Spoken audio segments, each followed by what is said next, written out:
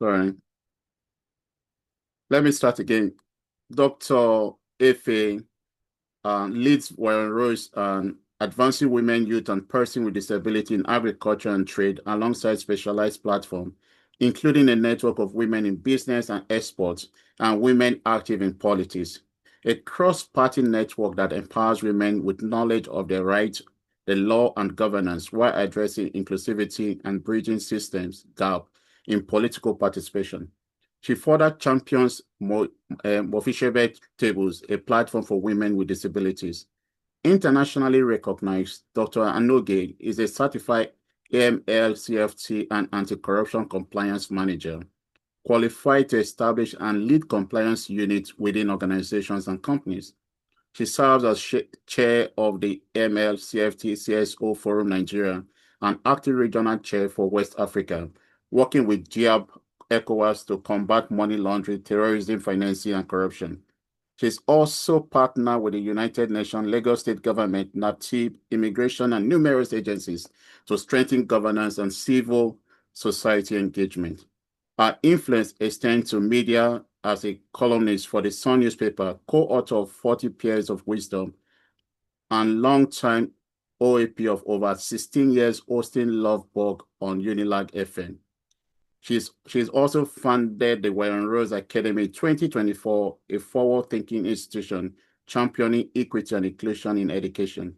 Dr. Noge is the convener of NGO TSO Consortium International, representing over 2,500 member organizations, and has coordinated grassroots intervention, including COVID-19 relief in Amuwo, Amuwo, Odofin, and Oriede local government, LCDA, local government development area of Lagos. Okay, she sits on several boards and was appointed the G100 Nigeria country chair on domestic abuse, joining a global network of eminent women leaders. A life coach, mentor, compliance expert, and serial entrepreneur, Dr. Efe embodies resilience, vision, and service with a lifelong passion for advancing the rights, dignity, and empowerment of women, girls, and marginalized community. But I'll tell you the truth is that she also takes care of men. She likes to help everyone, not just women. And that is why I say she's an octopus. So as we're doing on this platform, the DRN Consortium, let's welcome Dr. Efe to the platform. Can we unmute ourselves and just welcome Dr. Efe, and then we'll mute? 1 minute, can we just say, Dr. Efe, you're welcome. Dr. Efe, we are welcome. We love you. Welcome. The octopus, you're welcome. You're welcome. Welcome, Doctor. You're welcome. Thank you. You're welcome. The octopus, you're welcome. Okay.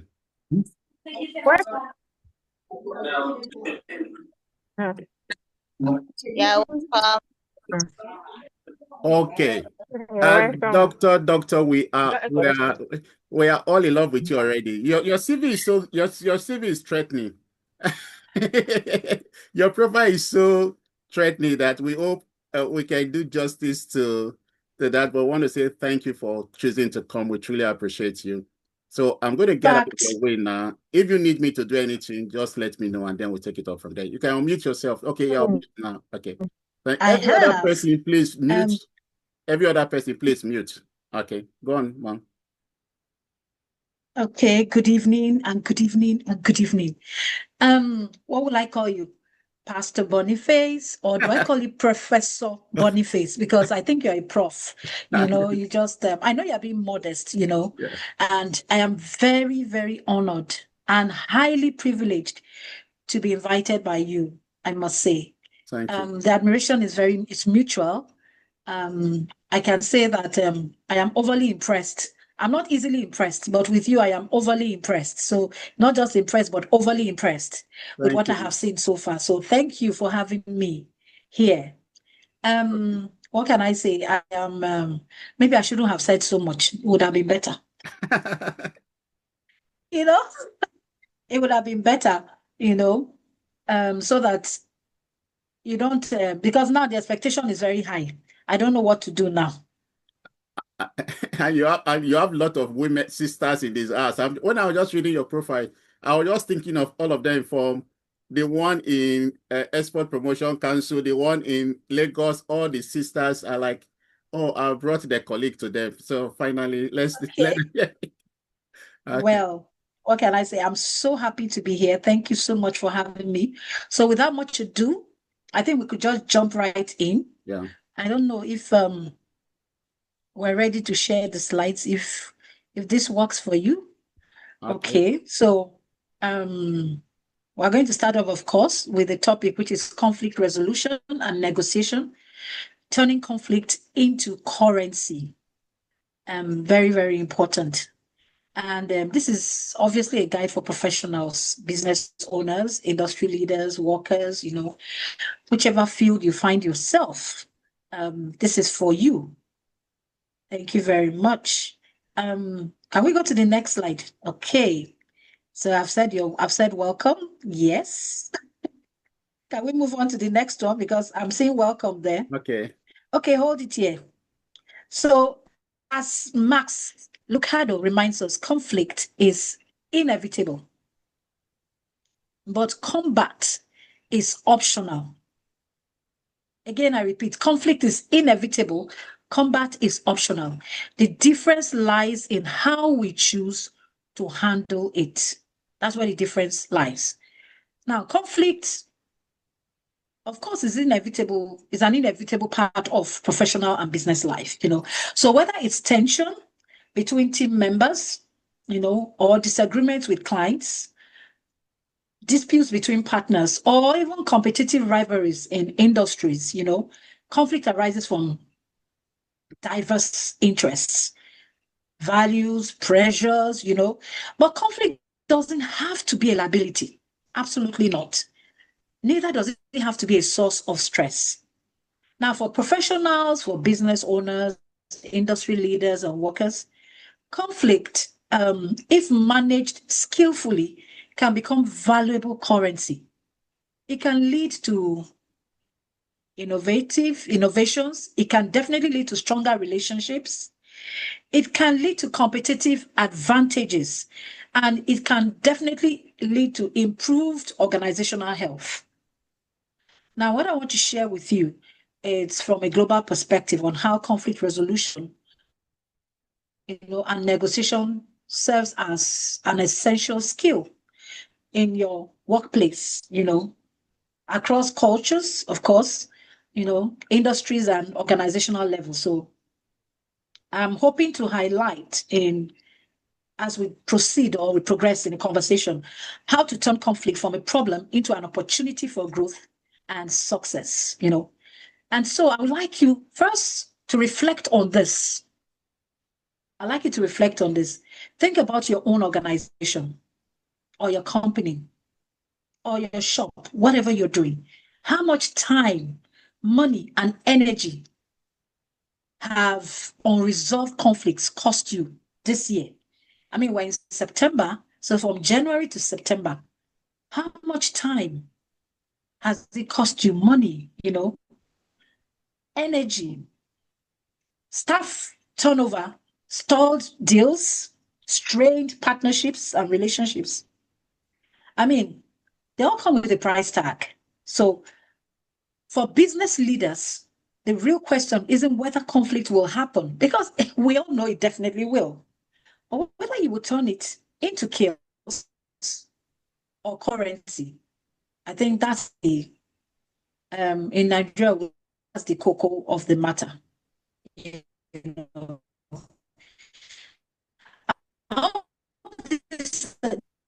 is not too small. Is this too small? Hello, can everyone hear? Yeah, we can see it. We can see it. We can read it. Okay, you can see it. Okay, because I got a bit worried that exactly. It was looking too small. Okay, so now please move to the next slide, because I just said this. Okay, understanding conflict in the professional context. Go on. All right, can stop here now. So there are types. Now, understanding conflicts in the professional and business context, there are types of workplace and business conflicts. Number one, interpersonal conflicts. Interpersonal conflicts. Now, personality clashes or communication breakdowns between colleagues or team members. For example, cross-cultural misunderstandings in multinational companies. We'll get to that, where we can apply emotional intelligence when it comes to culture. But this happens. So there's a personality clash. I'm sure some of you may have experienced it in your place of work. Then, of course, there's the task-related conflicts. Disagreements about work, responsibilities, about priorities or methods common in project teams worldwide. You don't agree on certain things. You feel some things are more important than others. Well, it's happening everywhere. There's also the inter-organizational conflicts. This is competition or disputes between businesses or departments, such as, supply chain disagreements. Oh, yeah. And this happens all the time. There's labor management conflicts, disputes between workers, unions, management, and of course, the management is on one hand, the workers and union are on one hand. And this is, of course, seen globally across various industries, from manufacturing in Germany to tech companies in US, in the UK, it's all over. In Nigeria, we experience that all the time. Now, could you move to the next slide, please? Sure. Why conflict happens in global business environments? Why do conflicts happen? Why? I just mentioned cultural diversity. I mentioned it earlier. Yeah. Different communication styles, values, and decision-making approaches can lead to misunderstandings.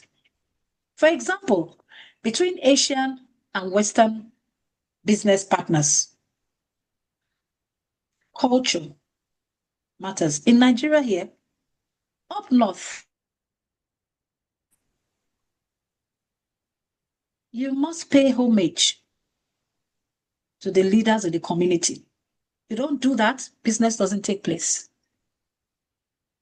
They feel disrespected. They feel you do not honor and respect their culture.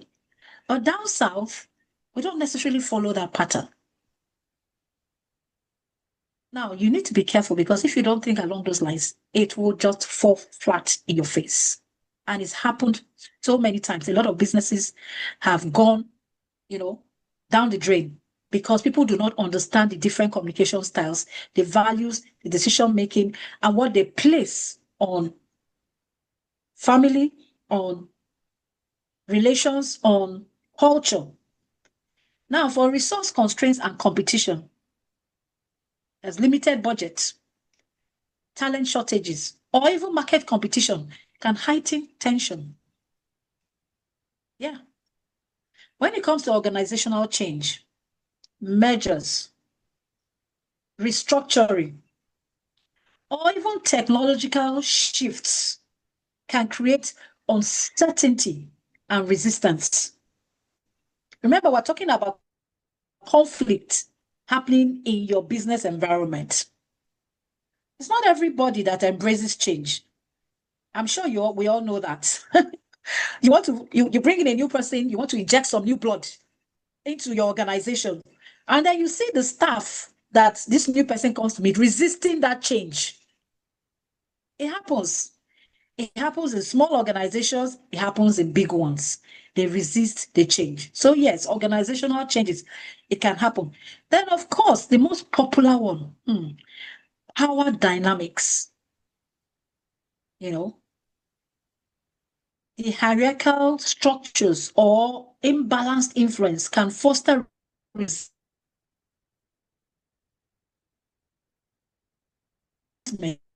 or disagreements. So people come into the company, into your organization, and they feel they are not heard. Or those who are there feel they are not heard.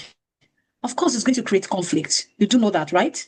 Because they believe that the head of the organization, someone from out, and then he's sharing something they've always wanted to say, and you never listened. There's going to be conflict. We're talking about conflict in different situations. Recognizing these causes is the first step towards proactive conflict management. We must remember that. Next slide, please. Now, what is the value of conflict? How do we turn challenges into opportunities? Next slide. How do we turn value into opportunities? Yes. Now, we must look first at conflict as a driver of innovation. I repeat, we must look at conflict as a driver of innovation. We may not see it that way now, but we have to.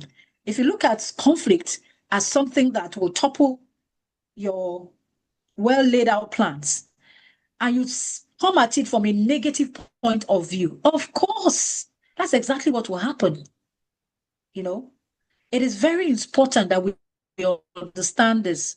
Constructive conflict encourages diverse ideas and critical thinking.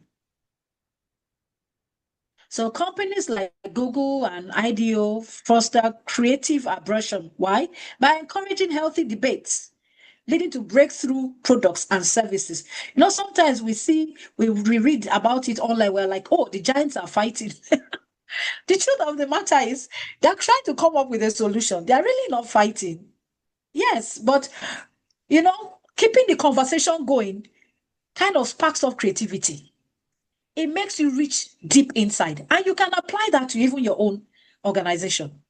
You need to be able to keep the conversation going on. If not, people just get relaxed and do absolutely nothing. Industry leaders use conflict to challenge the status quo and drive continuous improvement. So it doesn't end there. You go on, and the next slide, please. Now, how do we build strong teams and relationships? How? When handled well, what can conflicts do? When you handle it properly. 1, improved communication and understanding. That's what conflict can lead to. Improved. Why? Because number 1, the conflict shows that the other party doesn't even get what you are talking about. So you get a chance to explain further. Because many times a lot of companies have suffered loss. Why? Because the instruction given was not understood. If you say one word to 10 people in one room, they all hear it differently. So what does conflict do? It helps you to resolve the issue before it gets to a point where it actually will cost you something. And that's one of the advantages of that. What does it do again? Higher trust and collaboration. When you have resolved conflict, what happens? And there's better understanding, there's trust, there's collaboration. Of course, greater team resilience across global, virtual, or multicultural teams. It doesn't really matter. The same rule applies to all. The same rule applies to all. All right? Now, enhancing negotiation and leadership skills. Frequent exposure to conflict situations strengthens professional ability. How? Because the more you are at it, the more you get better at it. So what happens? Negotiation is better. You negotiate better deals. You influence stakeholders. You navigate complex power dynamics in global markets. Okay? And we all know one thing. Bargaining is transactional, focused on price and immediate gain. Remember that. It is transactional. I'm trying to rush because I realize I do have a lot of slides, so don't mind me.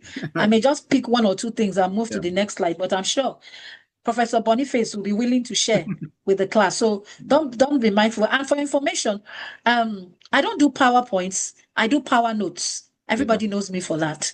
I try to be careful not to put too much notes in that, because I believe that if you have notes, you would always be able to refer to the slides like a handbook. It helps you rather than something that is vague, with a lot of diagrams. So please, you pardon that. I just said something very key, and I hope you remember this. I said bargaining is transactional, while negotiation is transformational. There's a difference. The bargaining that is transactional is focused on price and immediate gains, while negotiation builds trust. It creates value and opens doors for the future. So there is a difference. Okay? There's a difference. Did you get that? Yeah. Number 3, effective conflict resolution techniques for professionals and business leaders. Number 1, active listening and empathy. I discovered through various conversations that not everybody understands the meaning of active listening, and empathy. Empathy is not sympathy. It's not feeling sorry for somebody. Empathy simply means putting yourself in the other person's shoes. That's just what it is. And that's not sympathy. That's not feeling sorry for anyone. And then active listening. So listening to understand rather than respond builds what? Rapport. I heard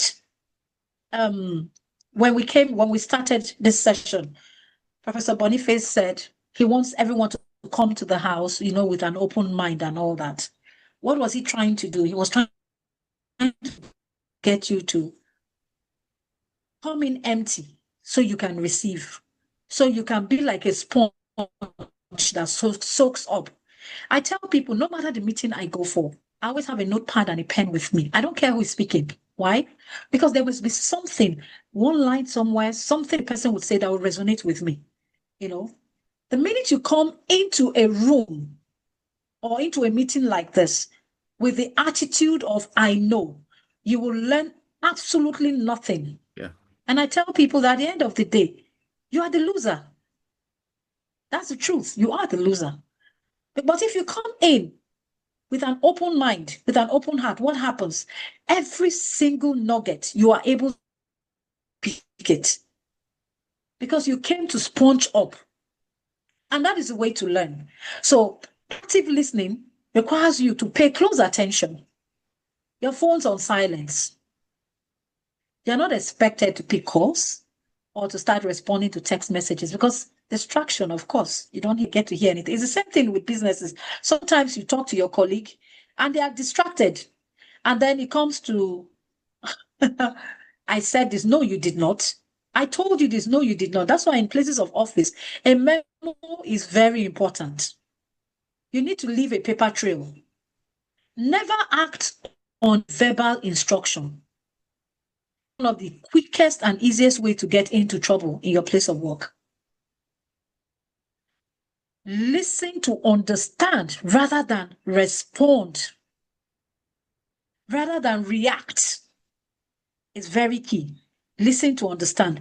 Empathy helps decode underlying interests and emotions behind conflict. I repeat again, empathy helps to decode underlying interests and emotions behind conflicts. When a person comes to work, maybe you run a business and he comes to your place of work and is feeling sad. Of course, you know that whatever is happening at home is impacting on the work, whether you believe it or not. And that's why as a boss, you need to show empathy to your staff, to your colleagues.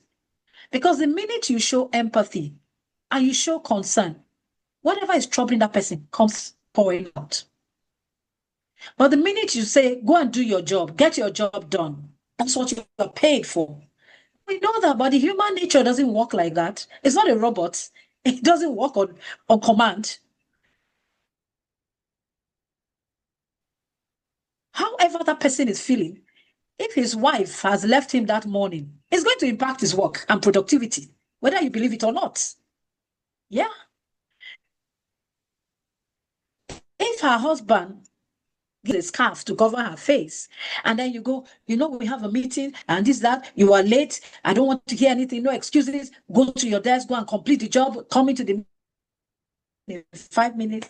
She can sit down there for 10 minutes and be very confused. She can walk into that meeting with the wrong file. But only 5 minutes of your time would have resolved the issue. Hello, Jane. Please step into my office. I noticed that, your face, you weren't looking too happy today. Is everything okay at home? That's all it takes. Give her a chair. Sit down. Is everything okay at home? And then she goes, everything is okay. No, I'm really concerned because this is not you. It's okay. We have the time. You can talk to me. And then the person goes, is that hand for a question? Or, I'm sorry, Okay, Emeka Kalu raised his hand. Yeah, Mr. Kalu, is there anything urgent? Yes. Why she was discussing his leadership, active listening, and the rest of them, I wanted to just ask so that I don't forget. What's the role of leadership style in conflict resolution? You're right, Mr. Kalu. Mr. Kalu, I'm going to charge you £20 for raising your hands. And there will be time for question and answer. So they will send their candidate to you. You're going to pay the £20. You have distracted the class. You're getting it. So we haven't gotten there. Your question will be answered, but you just took, you were really fast. Yeah. So just jot your question and just keep your question. Exactly. Dr. Efe, because I suspect. Yeah. I even suspect a lot of questions will be answered. Yeah. At the end. Yeah. So empathy helps decode underlying interest and demand. You see, she came in there. Of course, she wants the company to succeed, but there's something else troubling her mind. And so what happens? You are able to say, you know what? We are not alone. We'll talk about this after this meeting. Let's get this meeting out of the way. After this meeting, I want to hear all about it, okay? Whatever it is, I promise you we'll get through it. What have you given to your staff? You've given her hope. You've made her believe that she's not alone in this world. You've given her the feeling that she has a caring boss who cares about what happens to her and not just about profits for his company. And you see, loyalty is very hard to come by. And when you do that with any of your staff, what do? The loyalty goes up a notch. Why? Because she fully sees that you are interested in her progress. All right? So if I'm going to give a global example, I would say the Japanese companies, they emphasize nemawashi. Go and Google that. I'm not going to go into that. To preempt conflict. That's a kind of informal consensus building. That's another ball game. So I don't want to go into that. I gave you that as an assignment. Interest-based negotiations. Focus on shared interests rather than fixed positions. Well, we're going into this meeting and you know that we have made up our mind. We are not leaving this. This is what we have on the table and nobody's going anywhere. We're going to have to work with this. You need to be careful. Focus on shared interests rather than fixed positions. Use the win-win approach. And that approach was popularized by Fisher and Uri. In getting to yes, use the win-win. Because if there's only one win, both of you have lost. Yes, it's whether the win is on your side or on the other side, both have lost. So focus on a win-win. All right? Collaborative problem solving. Engage all relevant parties to co-create solutions. All. So it is not you imposing your thinking on the other party, but it is you saying, let's sit together. Let's put our heads together. Let's talk about this. How do we get to the root of this matter? Things like brainstorming, mind mapping, or even design thinking workshops will help for inclusivity. What are you doing? You're trying to get everybody's thoughts on the table. Multinational teams can use this to bridge cultural gaps and generate innovative outcomes. I will speak from the angle of Christianity because I'm a Christian. So for those of you who are Christians, I know you understand what I'm saying. When the Bible says, in a multitude of counsel, there's safety. When everybody comes with their ideas, this comes, don't look down on anyone. When you bring your team together, listen to everybody. Next slide, please. Listen to everyone. You will find out that it is achievable. It is achievable. Managing your emotions and stress, emotional intelligence, is critical to maintain professionalism and calm. Leaders should model emotional regulation, especially during crisis. Training in mindfulness and stress management improves workplace climate globally. I tell people that sometimes, for us lawyers, people look at us and say, oh, we are very process-driven in the way we do our things. It is a knowledge acquired. We're not born with it. In year 2, all law students, it is mandatory to do psychology. And these are some of the things that help us. So I tell people that when you see lawyers, it appears like we're all cut from the same cloth. No, it's because of the way we're trained. It's knowledge acquired. In other words, there's absolutely nothing you cannot acquire, including emotional intelligence. The challenge we have with most of us is that I don't want to use the word we're lazy. We just decided to let things go and be relaxed and then give rein to our emotions. Now, how do we negotiate strategies for business success? How do we go about that? Preparation and research. Before you go into negotiation with any organization or company, have you researched them? Did you prepare? What do you know about the company? What did they do? What losses did they have the previous year? Have you taken time out to find out the background about that company? Is it a company you want to even do business with in the first place? I discovered that a lot of us are very excited about what I call the front face of companies. And we don't bother to know what is actually inside the apple. It's all shiny on the outside. And so we don't bother to take out time. And we would have gotten into negotiations before we realized that it was a mistake. So the first thing you need to do is to prepare and research. Understand the counterpart's goals. What are their culture? What is their negotiating style? Imagine if you were to be negotiating something with the Chinese and you took your time to learn, or let's use the word the Indians, and an Indian man walks in and you say, Namaste. He looks at you for a surprise that you greeted him in his language. It doesn't end there. He goes ahead. You go ahead and you serve him a snack from his country. He's shocked. And not just his country, from the particular place where he came from. What do you think that would do for you as an individual who wants to do business with the Indian man? One thing is for sure, he will first be relaxed. That you took the trouble to even find out what he eats, the kind of things his people eat, to greet him in his language, shows that you are a sensitive and deep person. You have already passed on that message. And you are the kind of person he would like to do business with.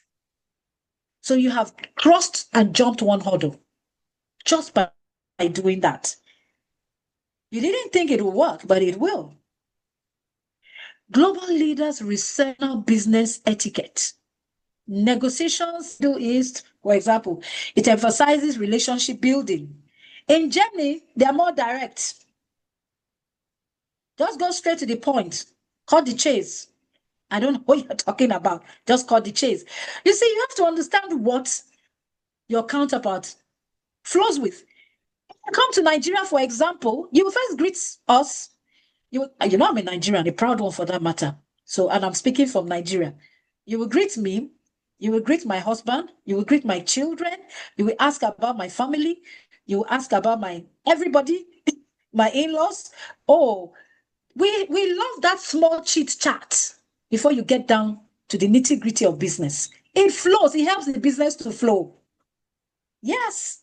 But the challenge, you just come and you just carry your suit briefcase and put on top. You want to go straight to the business and it's watching you. Let me give you a scenario.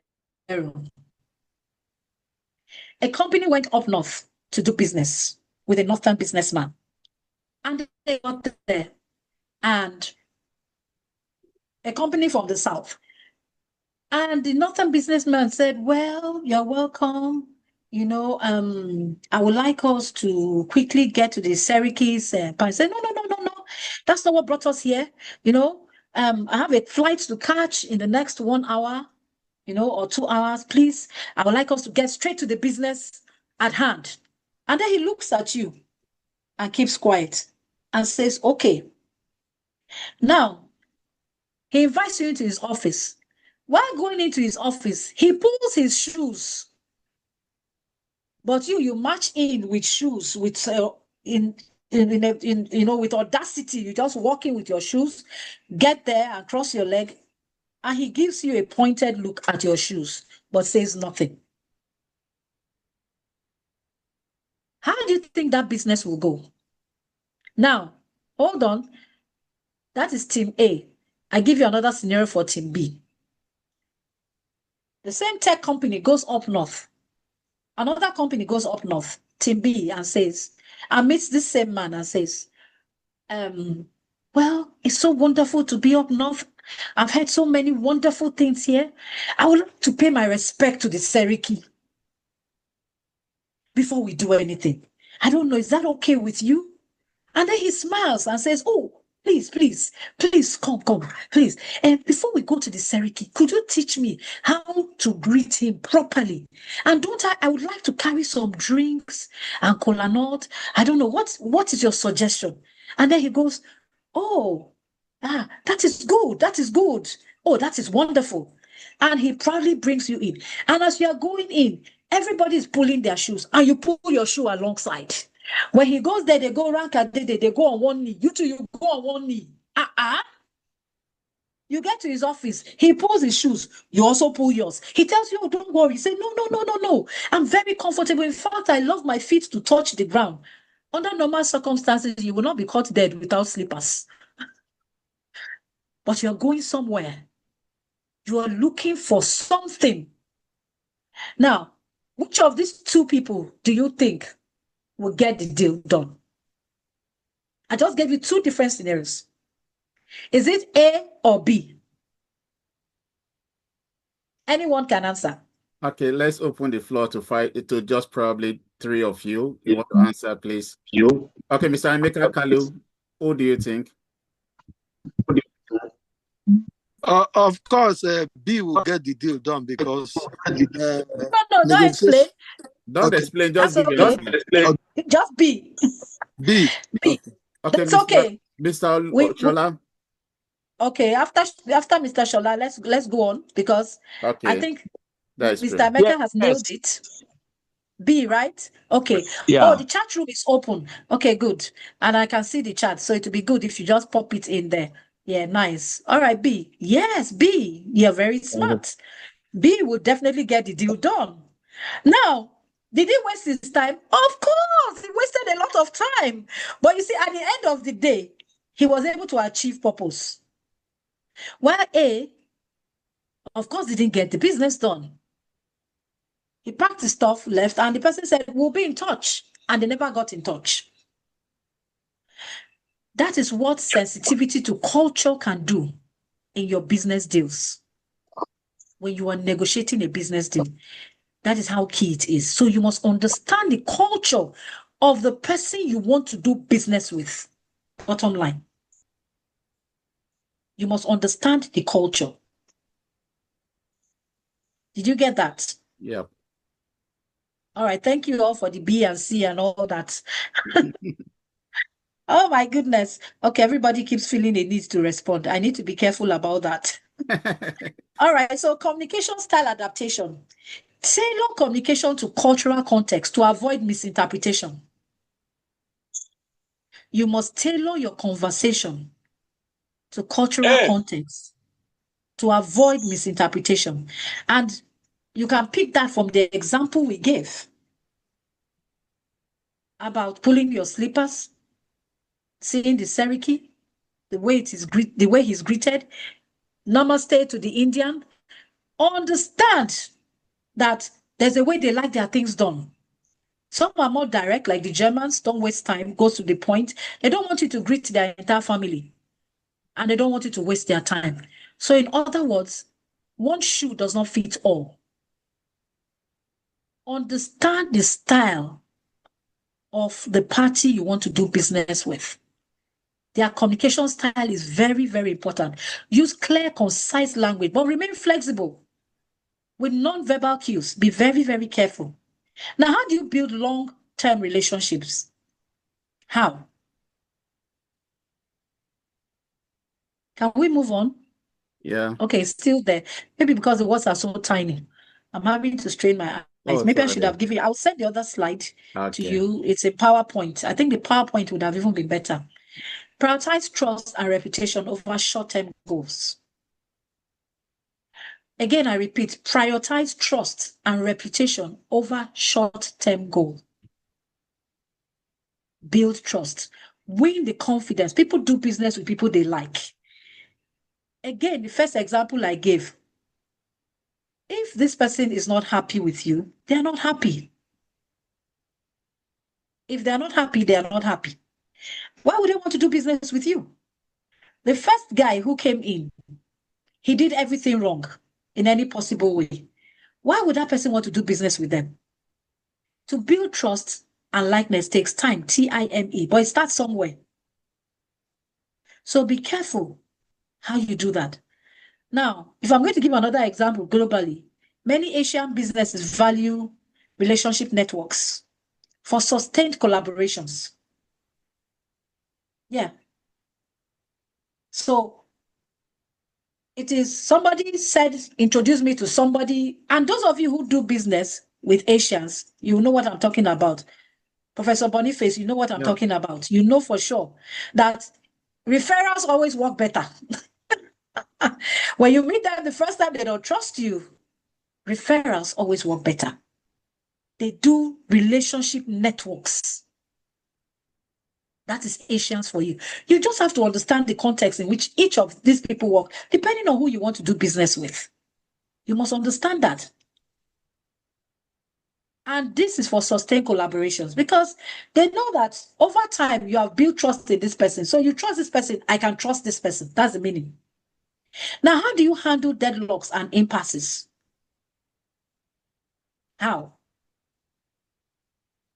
How do you handle deadlocks and impasses? Very key. Move to the next slide. I think we're on the...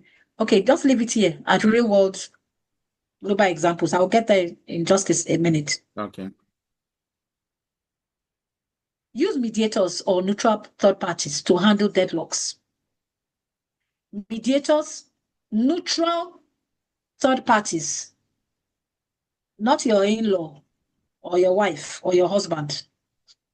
Neutral third parties. Employ breaks or side conversations to reduce tension. When it's getting too heated up, take a break. Don't get to a point where the other party walks away from the table. Never do that. Once you are feeling the vibes, just calm down and say, can we take a 5 minutes break? It depends on how important that deal is to you. If it is important, you need to be careful how you handle it. Consider alternative dispute resolution, arbitration, conciliation, something that would help you to see or get traction on what you're doing and see things from the other person's point of view. Remember, we talked about empathy from the very beginning. Empathy simply means putting yourself in the other person's shoes. So you must see things from the other angle, not just from your angle. Sometimes when I'm talking with a client and they go, you know what?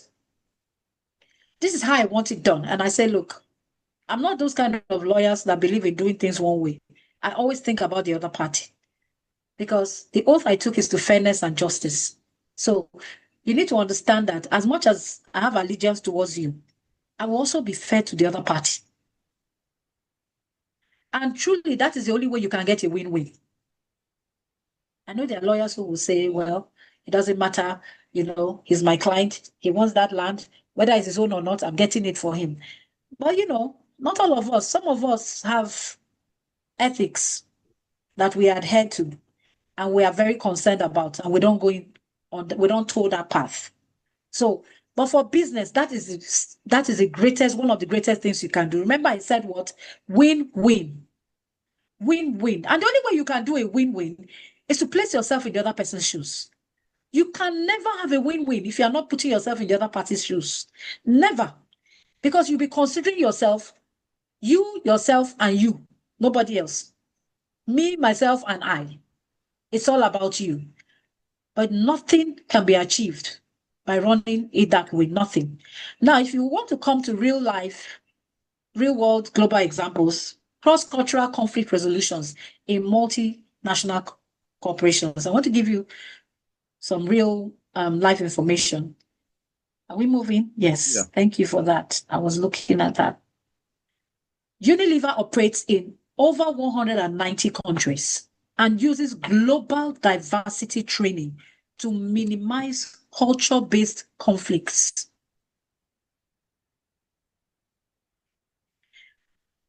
It shows the importance of trainings. It is very key. And that's why I must hats off to Professor Boniface for putting this together, because sometimes people don't understand that you may know one or two things, but you may not know a lot of other things. It's important. Sometimes you may even know a whole lot of things, but you need what we call the refresher course, so to speak, so that you'll be able to put things in the right perspective. Training is so important. And the amount of money a lot of international organizations, blue chip companies spend on training. Some people see it as waste, but it's not waste. Because if there's no cohesion within the staff, you cannot be productive. There's going to be problems in that company. It is very, very key. I hope you can still see me. Yeah, very well. Okay, good. So,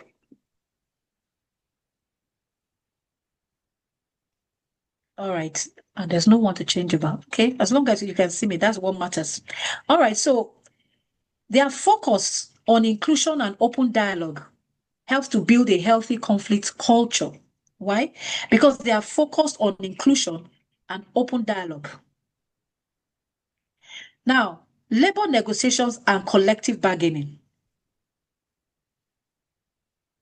In Scandinavian countries, labor unions and employers engage in collaborative bargaining, resulting in high workplace satisfaction and productivity.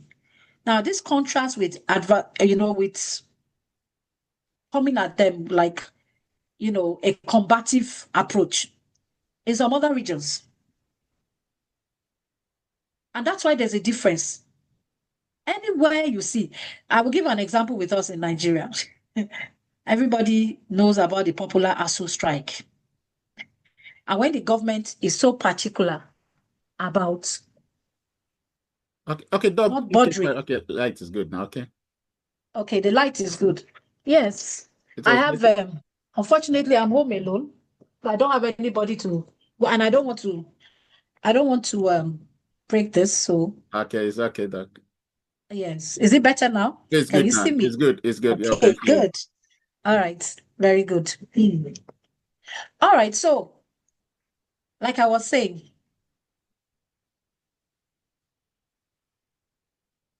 I was giving an example with ASU strike. ASU strike has this serious challenge of the government not willing to come to the table And as long as you are not doing that, they say when two giants fight, who suffers? The grass, right? You see students doing a 4-year course, staying for 7 years. Because the two parties are not willing to negotiate. When they leave the table, one party is frowning. It's not a win-win. As long as it's not a win-win, you are deceiving yourself. It's the same thing with business. You can come up feeling very excited that you got a good deal. Meanwhile, the other party is not happy. And as long as they are not happy, nothing will happen. Nothing will happen. So we must be very careful on that. Now, when it comes to entrepreneurial conflict management, startups in Silicon Valley thrives on rapid feedback and constructive conflicts, enabling quick pivots and innovation. That's a different ballgame. Now, what does all this speak to you? It tells you that it's important to understand the field you have found yourself in. Understand the field you have found. This area you have decided you want to operate in. Do you even understand the dynamics? How that space works? How does that space function? It is very, very important. Now, even though Silicon Valley does all of that, they balance this with psychological safety to avoid burnout. You see that? So you say, oh, there's a lot of high-end work. People are fast-paced. Somebody says, when you come to Lagos, if you survive in Lagos, you can survive anywhere in the world because of the way we do stuff here. It's the truth. If you don't understand business in the field you are working in, you will have a burnout because you don't even know how they operate in the first place. And when they see you, they know you are a newbie and they feel you don't belong. And the minute they feel you don't belong, they close up. And once they've closed up, it's very difficult and almost impossible to break through. Yes. And that's why it appears like you have some circles that they say, oh, you know what? These people have carved a niche for themselves. They don't want anybody else breaking in. No, it's for you to understand that space. The minute you understand that space, you know what to do. Let me give you another funny example. In a lot of businesses, the big boys make decisions in the middle of the night. Do you know that? Yeah. They hang out in clubs. They tell that person, okay, give us fish pepper soup and a bit of wine. And they are relaxed talking. And the deal is sealed at 2 a.m. But what you see in the office the following day is just formalities. Yes. Understand the space you have found yourself. A young man once told me, he was brought from the East, studied under his master. And at the end of the day, they had a bit of conflict. It was unresolved and he was pushed out with absolutely nothing. And when I say nothing, I mean nothing. And then he got married at a very young age. That was part of the conflict because he was still 7 when he got married and he was not meant to get married. So that was actually the genesis of his conflict with his master. And so he said something very key to me, and this is somebody who is not educated. He said, Ma, I told my wife, please, you would have to excuse me. I'll be coming home very late. And they were a very young couple. And the wife said, why? He said, because I need to do business. I don't have the capital, but I know where the big boys meet. And I just know one person that can take me into that circle. And he has invited me. I will not be coming home till 3 a.m. in the morning. The wife said, what kind of business is that? I said, well, just bear with me. And he said he will go into that meeting, sit down, became a boy to them, go and get this. He will laugh when they laugh. They say, what are you doing? They say, okay, I see they find something. We say, you're looking for some. What do you do? Okay, I do this. I supply pumps. Say, you do pumps? Okay, I have one small contract. Well, what they call small is big to him.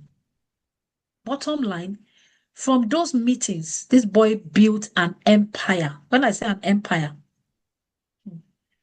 he lives in the same estate with me. You could call him a millionaire 10 times over. He had absolutely nothing. He was given a whole container of goods on credit because of such meetings. That is the space he found himself. Understand your space.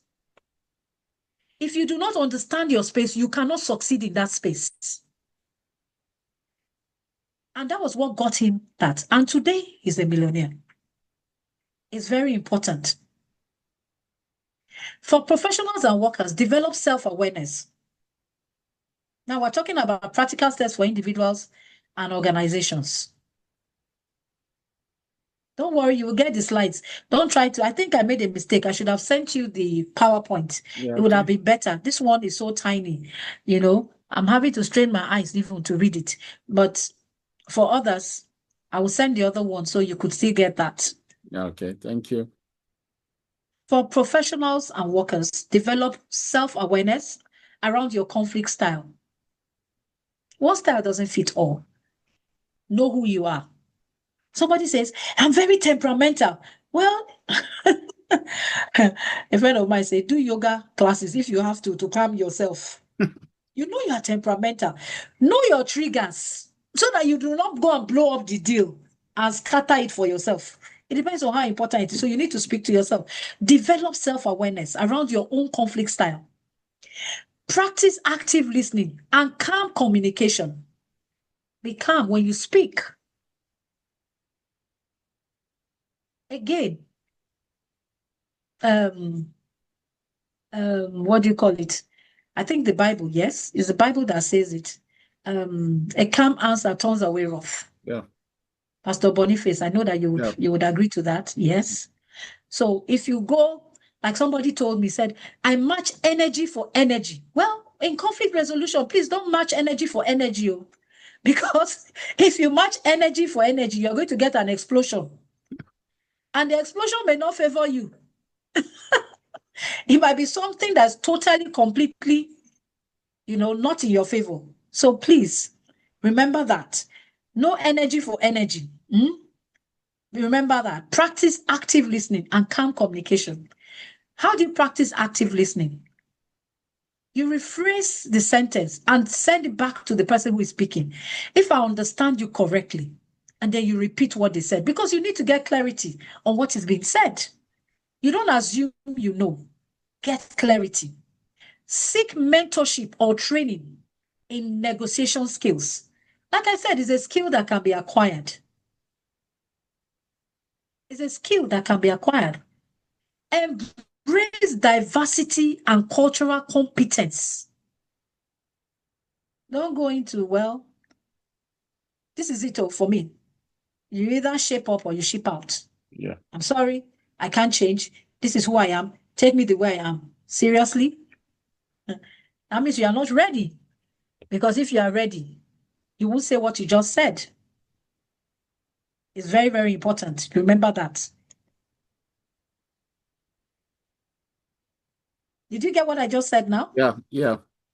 Oh, good. I thought nobody was hearing me. So for business owners and industry leaders, promote a culture where conflict is viewed as an opportunity, not a threat.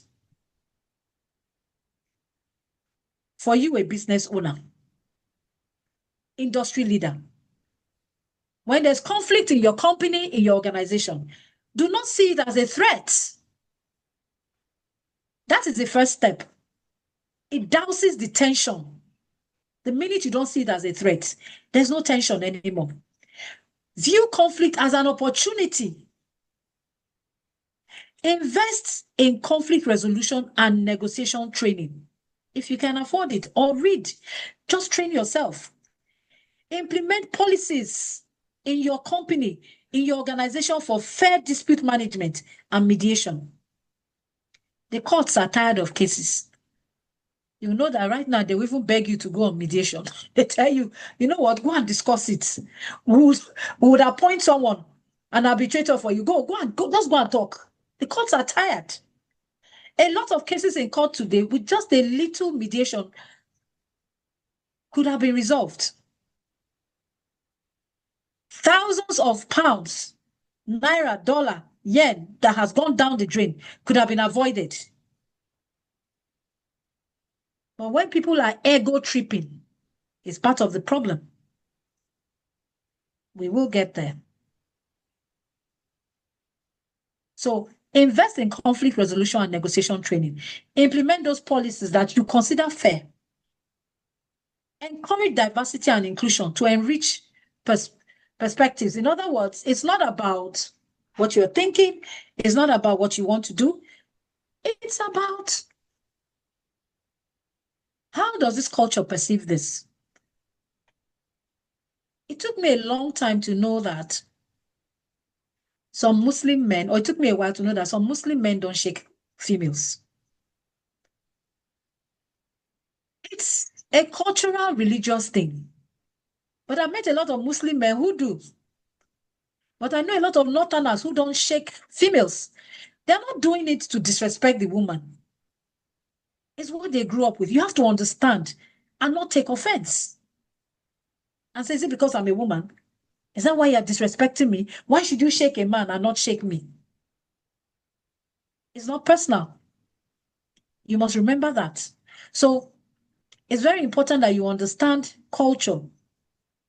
Use technology platforms for transparent communication and feedback. Remember when I told you about leaving a paper trail and not taking action until you see it in writing? Be very careful. A lot of people have lost their jobs that way. Establish clear protocols for addressing conflicts very early. I discovered that in a lot of organizations, because they don't do this, when there's conflict, there's a problem.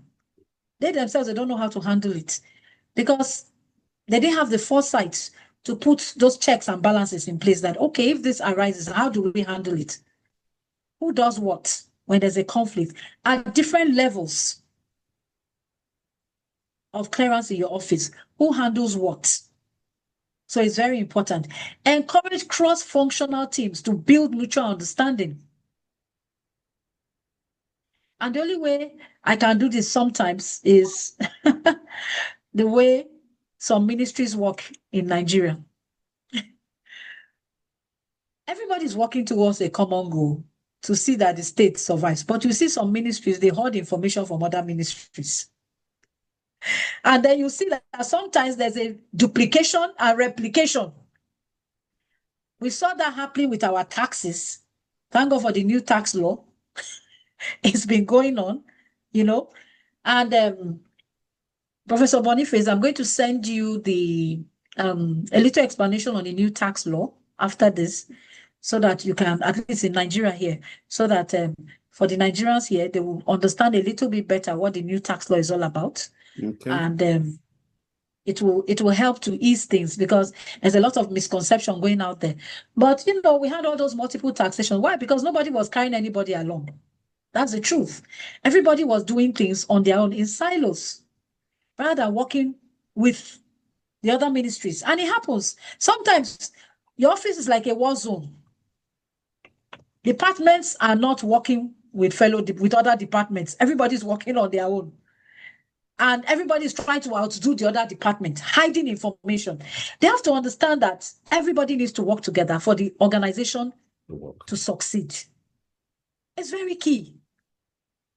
I called a group of women who were sponsored by someone to come into our academy to run a program. And the 4 of them were not friends. They didn't even relate, but they all came from one source. And their projects were interconnected. It took them over 1 year to be able to work together. And today they see the results. For almost 1 year, none of them was able to achieve anything. There was a lot of bickering, you know, wanting to outdo and outsmart the other, you know, and all that. That's what happens. And such a company hardly survives. Yeah. So collaboration is very, very key.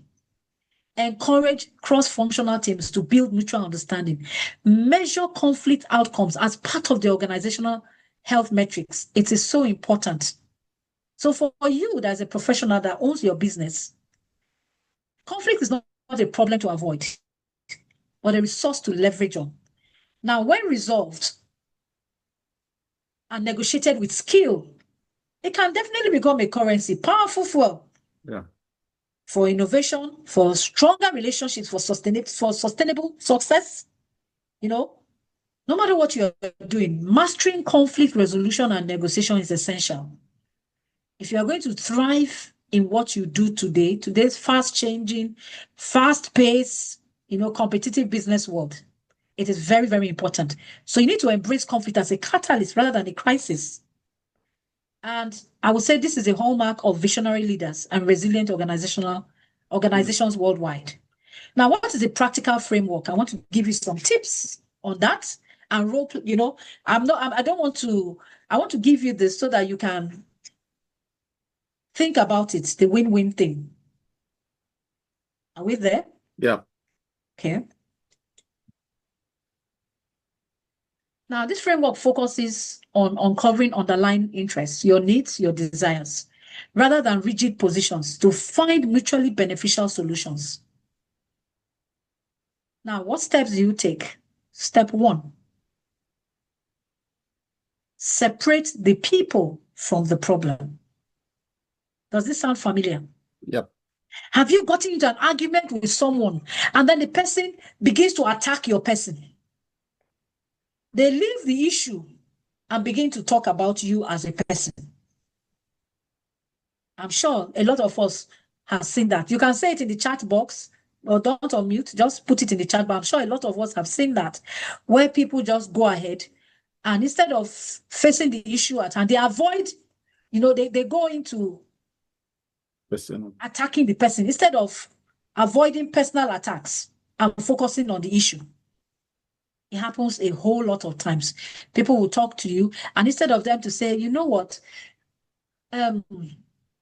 Professor Boniface, I don't understand. You said you were going to see me you were going to send in the documents by 5, and it's past 5. And as a result of that, I was unable to send in the report at 6 p.m., which was the deadline. And then you go, this is how you are. Everybody knows you are like this. And I know you did it to frustrate me because you are that kind of person. They know you in the office. I'm no longer talking about the issue, right? I'm not talking about Professor Boniface. I have left. And then what do you mean by that is how you are? Every time have you heard that word? That is how you do all the time. Is that a familiar statement? That is how you are all the time. You see people, instead of facing the issue on ground, they have now focused on the individual. And then they begin to insult your person rather than how do we resolve the issue on ground? Shebi is about documents and submitting the document. Okay, the document came in late. You did not even find out from Professor Boniface whether something happened. It's possible the machine went bad while he was printing. It's possible, his system developed a fault on, instantly. These are issues that he himself has no control over. But you didn't bother to find out the issues. You just went on the attack. And we do that all the time. That's when people now face personalities instead of issues. So please learn to separate when you are talking about negotiating conflicts and all. Learn to separate the people from the problem. Secondly, when it comes to your business, focus on interests, not positions. Ask why a party wants something. Why do they want that thing? Let me give you another example. There were 2 companies who were fighting over a piece of land. And they were ready to go to court and spend any amount of money. But at the end of the day, what happened? A very junior person in one of the companies came up and said, Oga, why don't we find out what these people want to, because we both belong to almost the same companies. We're in the same field. But we used to work only at night because what we do requires us to work only at night so that we don't clog the roads. You know, we don't know whether these people, they don't work during the day or at night. And so the boss decided to ask from the other party and say, okay, let's even try and fix this instead of going to court. We're talking about right of way now. And the other people said, yes, okay, we're okay with that because you cannot have this space during the day. During the day, we are very busy. We need it. If we don't do that, production will stop. And then the other manager said, hold it. Do you mean you use this access during the day? He said, yes. And we cannot share. And then he goes, well, I don't use it during the day. I need it only at night. I don't need it during the day. If what I need to do, I can only do at night. You see that? That suggestion came from a very junior staff who went to his boss and said, why don't you find out? Do you remember when we talked about empathy, putting yourself in the other person's shoes? Do you remember when we talked about a win-win? Now, what happens? The two companies were able to share the right of way. One worked during the day, the other worked at night. End of story. Was there any conflict after that? No. Hello? No. That's good. Nobody had to go to court and spend millions and give lawyers millions. And they didn't have to drag the land for 5 years. And their businesses suffered because, of course, they will not be able to, nobody will use that piece of land access as long as the matter is in courts. It only took them to listen, active listening, putting yourself in the other person's shoes, empathy, to understand what the other party needed. That's all it took for them to achieve purpose. So focus on interests, not positions. Does that make sense now? Yeah. Interests, not positions. Avoid personal attacks. Ask why a party wants something. Why do you want something? Do you remember the last example I gave? They needed access only during the day and the other company at night. There was no friction. It was a what? A win-win. That's it. So ask. Sometimes you may not know, so you need to ask. Ask why a party wants something. Why do you want this done? Invent options for mutual gain. Brainstorm solutions that benefit both sides. Don't just think about your side, think about the other party. All right? Use objective criteria. Base agreements on fair standards or market data. Develop alternatives.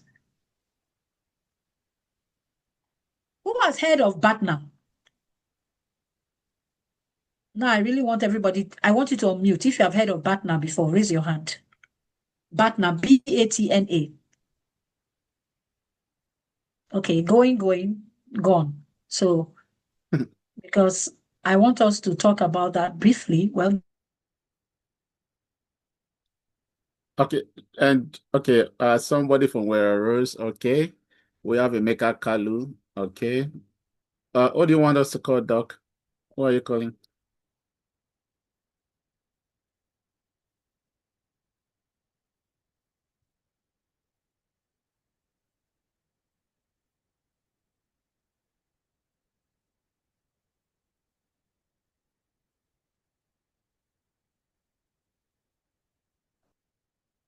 I think Dr.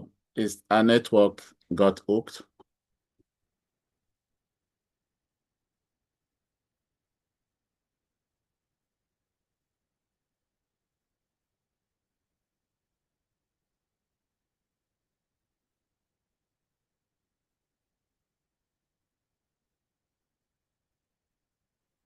Everyone should just give her a bit of time. Maybe it's network back in Nigeria. Let's see how she comes in as quick as possible.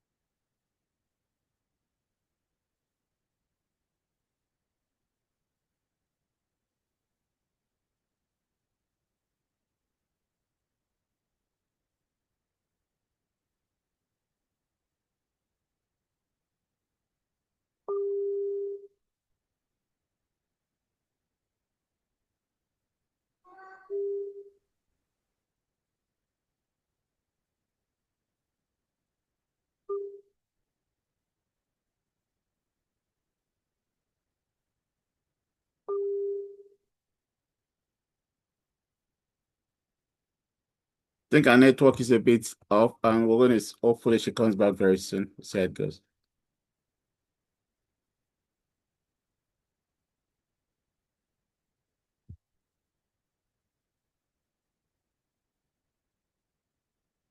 Okay, Mr. Kalu, can you share with us what you think that is while we're waiting for Dr. Efe to come back? Okay. Thank you. In negotiation, there's what they call a partner is simply like a backup plan. Let's say you are using a particular negotiation gambit and your current negotiation gambit fails. Partner simply saying, what is the best alternative to a negotiation agreement?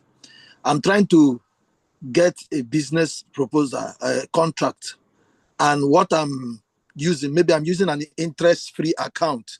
Maybe it's a Muslim country, and I said, I know that they don't have any, what motivates them in business is not interest. So because they run most at times interest-free accounts. But I find out that in this business, this man is actually, he wants in an account that has interest. So if that my current negotiation gambit fails, what is my backup? What is the next line of action? That is what is called BATNA. So BATNA is an acronym which means best alternative to a negotiated agreement. Thank you, sir. Okay, thanks. Appreciate that. That's a good one. Yeah, okay. Okay, I understand your feed. We actually discussed that. Mr. Gift, can you give me options of BATNA that you have put in place? Have you ever tried using a BATNA in any deal you've gone to? No, not really. This is a new concept and new learning to me. I'm just learning now. Okay, that's good. Thanks for that. Lady Joy, can we hear from you? You want to contribute to that discussion? Okay, good evening, everyone. Good evening, ma'am. I guess Mr. Kalu pretty much said everything, but I just want to say that while the BATNA concepts can also be used with collaborating or expecting something from a business partner, so that when you do not get it, you don't get emotional. So always understand that BATNA is like what Doctor was trying to say. It has a mind of win-win. Even when you walk away, um you don't feel you're not emotionally, because it has a psychological aspect. So when you're in this space, realize that it is not all about you. It's about this, what we're discussing now, conflict, mediating it. You've already resolved in your heart that even if it doesn't work out, it's not the end of the world. So it's always having the alternative, mindset, just in case this doesn't flow. Okay, can we say it sounds like what we call soft landing for negotiation? Exactly. When because sometimes as humans we might you're coming from a professional. Oh, I have all the arsenals, and then maybe something just happened on your expected space and didn't work out. Doesn't mean that you're not good enough. It's just that at that time, perhaps the other party that would have made it happen was not ready, or something just snapped. So either psychologically you're not affected. Yeah. Oh, thanks for sharing that. Is there anyone that want to share his own personal experience with the consultant today about your experience deploying BATNA in renegotiation? I don't know if I could continue, because you see, Please do. Yeah, please do. when you use the word negotiation, it comes from different perspective. Either way, there are small contracts and there are collaborative contracts. Okay. Okay. I have a school. I teach entrepreneurship, so I have a vocational school. So it's like having an understanding, like maybe you have like a caterer now who has a pipeline where she or he doesn't usually use money to, it's like credit. Okay. And then something happened, and the supplier, more or less, maybe something happened. It could be illness, it could be anything could have happened. And that day the shop was closed. The receiver, the baker, now feels that that kind of bad belly kind of thing. Yeah. You know, and then that's actually why it's in conflict. You should always have a flip side of always thinking that that other person didn't have a bad intent.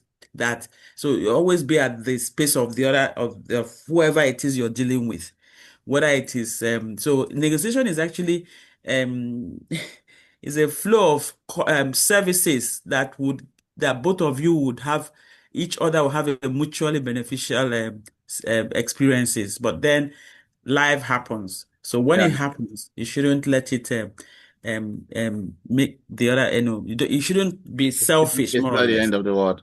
Yes. Yeah. Okay, thanks for that. Love what you just shared. That's lovely. So when okay, while we're still waiting for Dr. Efe to come in, Mr. Chibuke Friday, let's hear from you. Okay, good evening, everybody. Yeah, good evening. It's really very much interesting conversation and discussion. I would say that the way the conversation is going is even deeper than the topic we saw. It's really interesting and it's blowing my mind.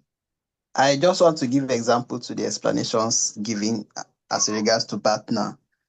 Now, BATNA, I think, could be related to having an alternative to an agreement. For instance, I sell palm oil and I may have decided or we may have agreed that a keg or a gallon of 25 liter is 5,000. Now, at the point of payment, the person may decide and be like, I will not pay 5,000. I just have 4,800. And because for me not to just let go and for the win-win to still happen, I can say, okay, go ahead and pay because I know I already made a profit. And instead of the business to stay longer, delaying my cash flow and all of that, I can still go down. That's going below or having an alternative to the agreement that is already existing. Thank you. Okay, yeah, let me see if I can, while we're still waiting for Dr. Efe. Okay, Mr. Emeka Kalu, you want to add something to the discussion? Yes, I wanted to look at it. I don't know. Let me give a very simple example. When I wanted to get married, I don't know whether that's bad now. And then I told myself, I called it, what is the worst case scenario? This lady will say, I will not marry you. So, because we need to deal with that myth that said there's a particular woman meant for you to marry. If you don't marry that person, you have missed it for life. That's a myth. So when I was going to propose to this young lady, who is my wife today, I said, what is the worst case scenario? I will not marry you. Now, that does not mean I should kill myself, because I use what I call the SW. Some will, some won't. So what? Someone else is waiting. If in negotiation, don't treat rejection as if you were not good. Treat it as redirection. And that's how that worked for me. I didn't have to put on my heart. If this lady says no, that means I'm going to kill myself. I told myself, she says no, and I move to the next person, and I will keep going my way. So that's what I just say, a part of negotiation. Okay, thanks for sharing. And okay, before I add something to this, I would like to hear from Mr. Joseph Azutaba from. How are you doing, Mr. Joseph? Thank you very much, and good evening to everyone. Good evening. BATNA is a concept that on negotiation that was developed by Roger Fisher and Williams in their book entitled Getting Yes.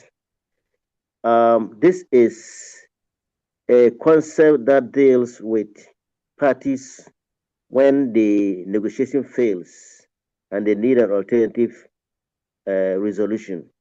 So one of the best ways that in my opinion, is alternative dispute resolution.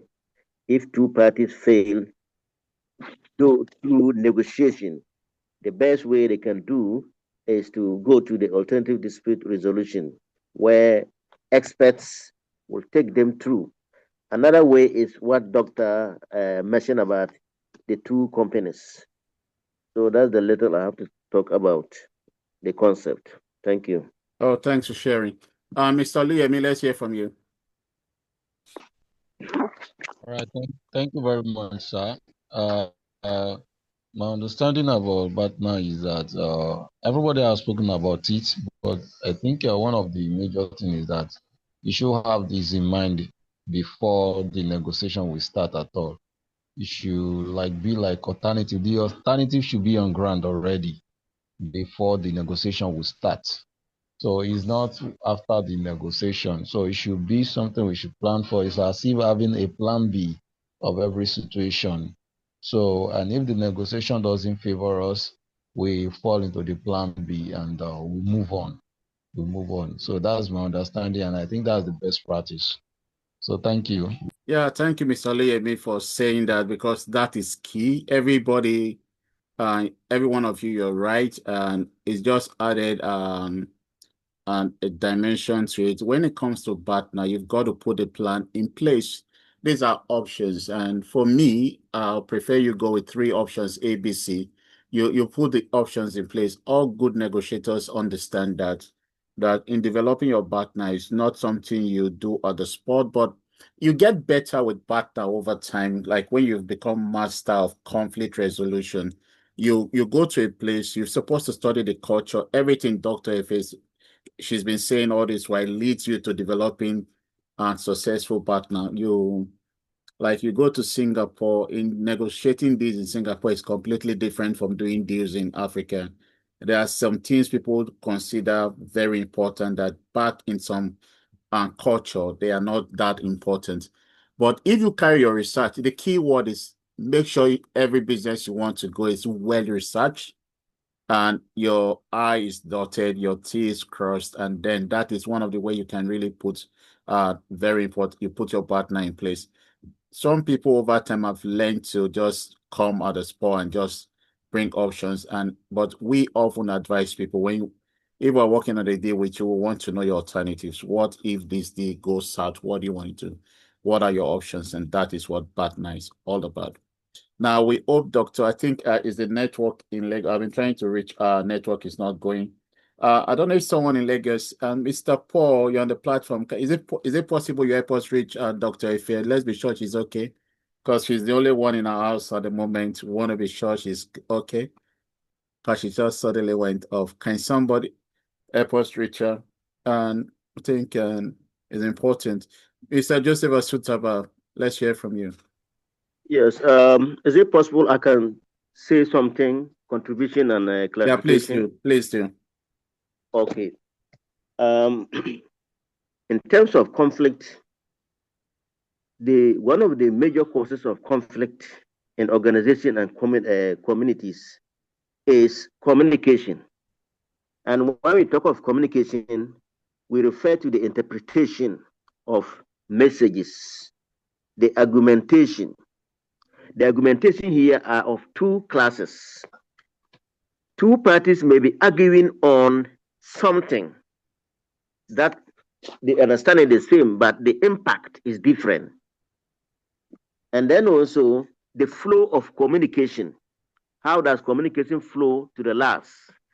From top to down, from down to top, or horizontal? How is communication sent to the end user? All these things can lead to conflict, meaning misunderstanding of the communication of the message, the main message. The second one is about culture. We all know that culture is very vital when it comes to development of every organization, because what you believe in may be different from what I believe in.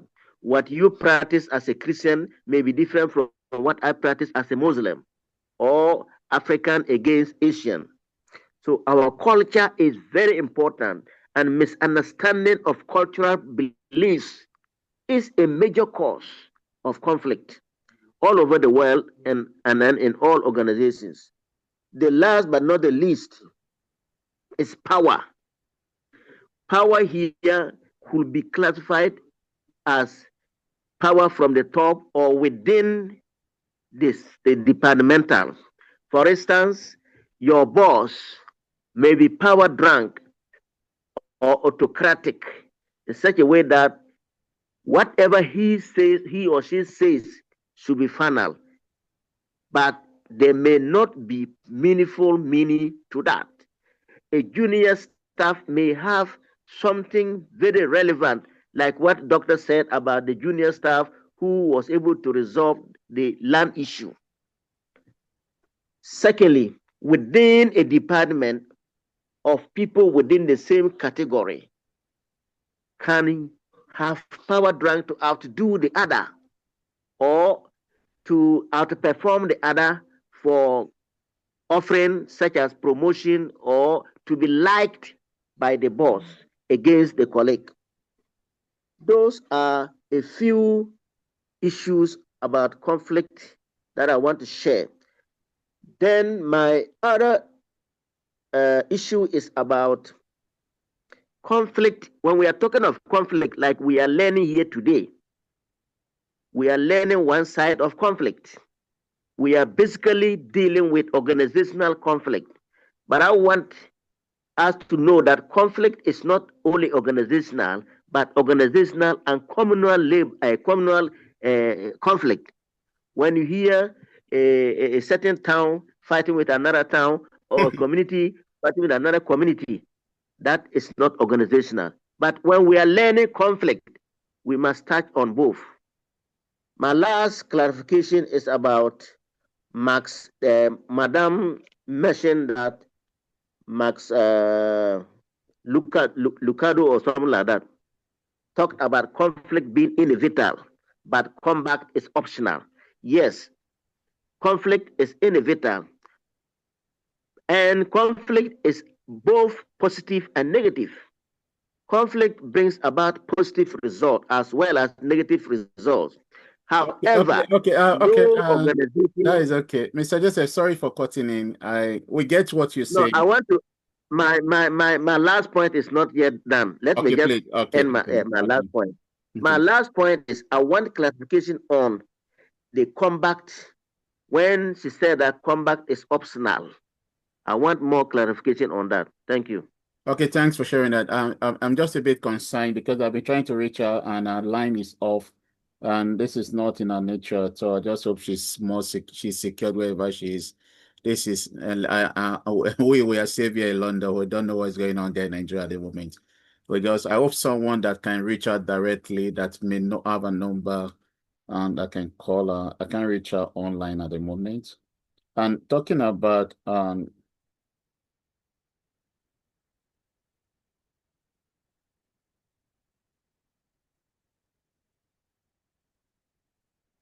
okay, when we talk about conflict and the combating is like there's before you go into combat where you need to fight someone and it comes to that point in time, it's a choice. You can choose to fight, you can choose not to fight.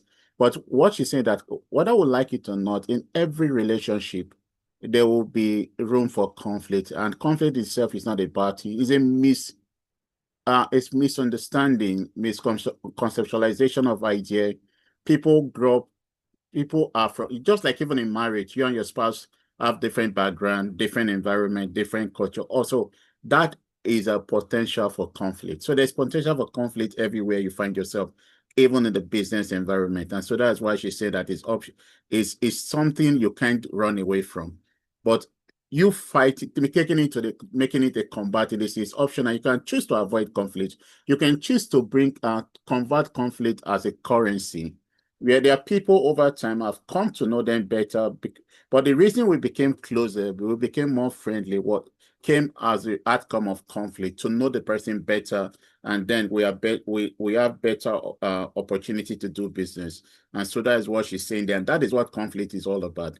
And every great entrepreneur, as we always say, even in politics, I think it's oftentimes we that get to, and that is what she talks about, having this emotional intelligence.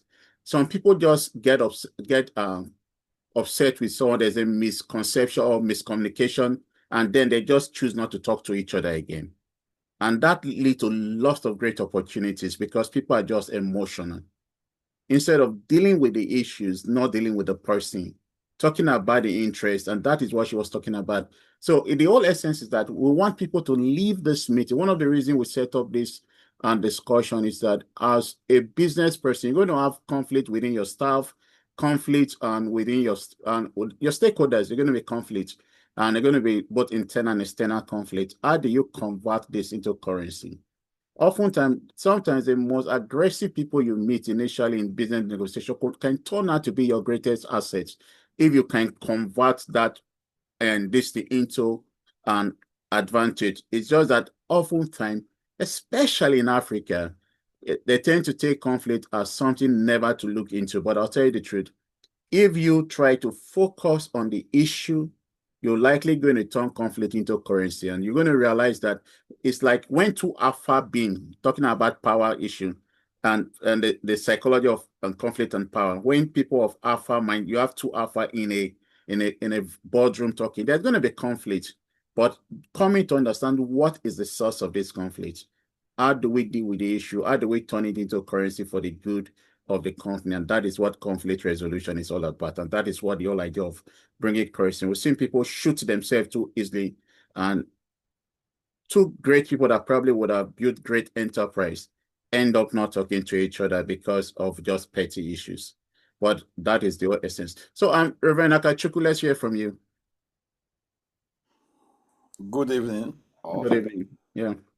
Yeah. Okay. My own perspective is will be coming from the work I do as a pastor and who runs an organization of pastoral people, humanity, with a lot of experiences I'm having.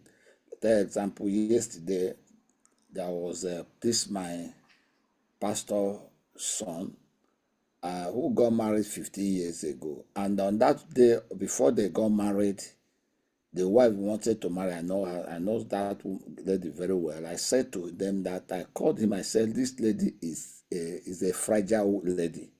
She's like a glass. If you are going to marry this lady, you must learn how to handle her very well. Otherwise, she can break. So I just called her on my own, and she told me that she just leaving the marriage after 16 years. And I asked her why. She said because the husband doesn't protect her. I said, protection? He said, yes. I said, okay, how? Why, So we spoke after, I said, okay, let us have a communication on both sides. He said no. She said he refused. I said, okay. I allowed her. She finished for 1.5 hours. I now called the husband. And the husband said that the three accusations that the husband is pulling her down, and that she wants to take her husband up. And I asked a question. I said, you and your husband, who is leading each other? He said, I'm more influential, I'm educated, I'm a lawyer, I've already married him before he went to university. I can this and that. By the time I finished with her, I said, man, you have an issue of your mindset. And the problem again, people are speaking to you.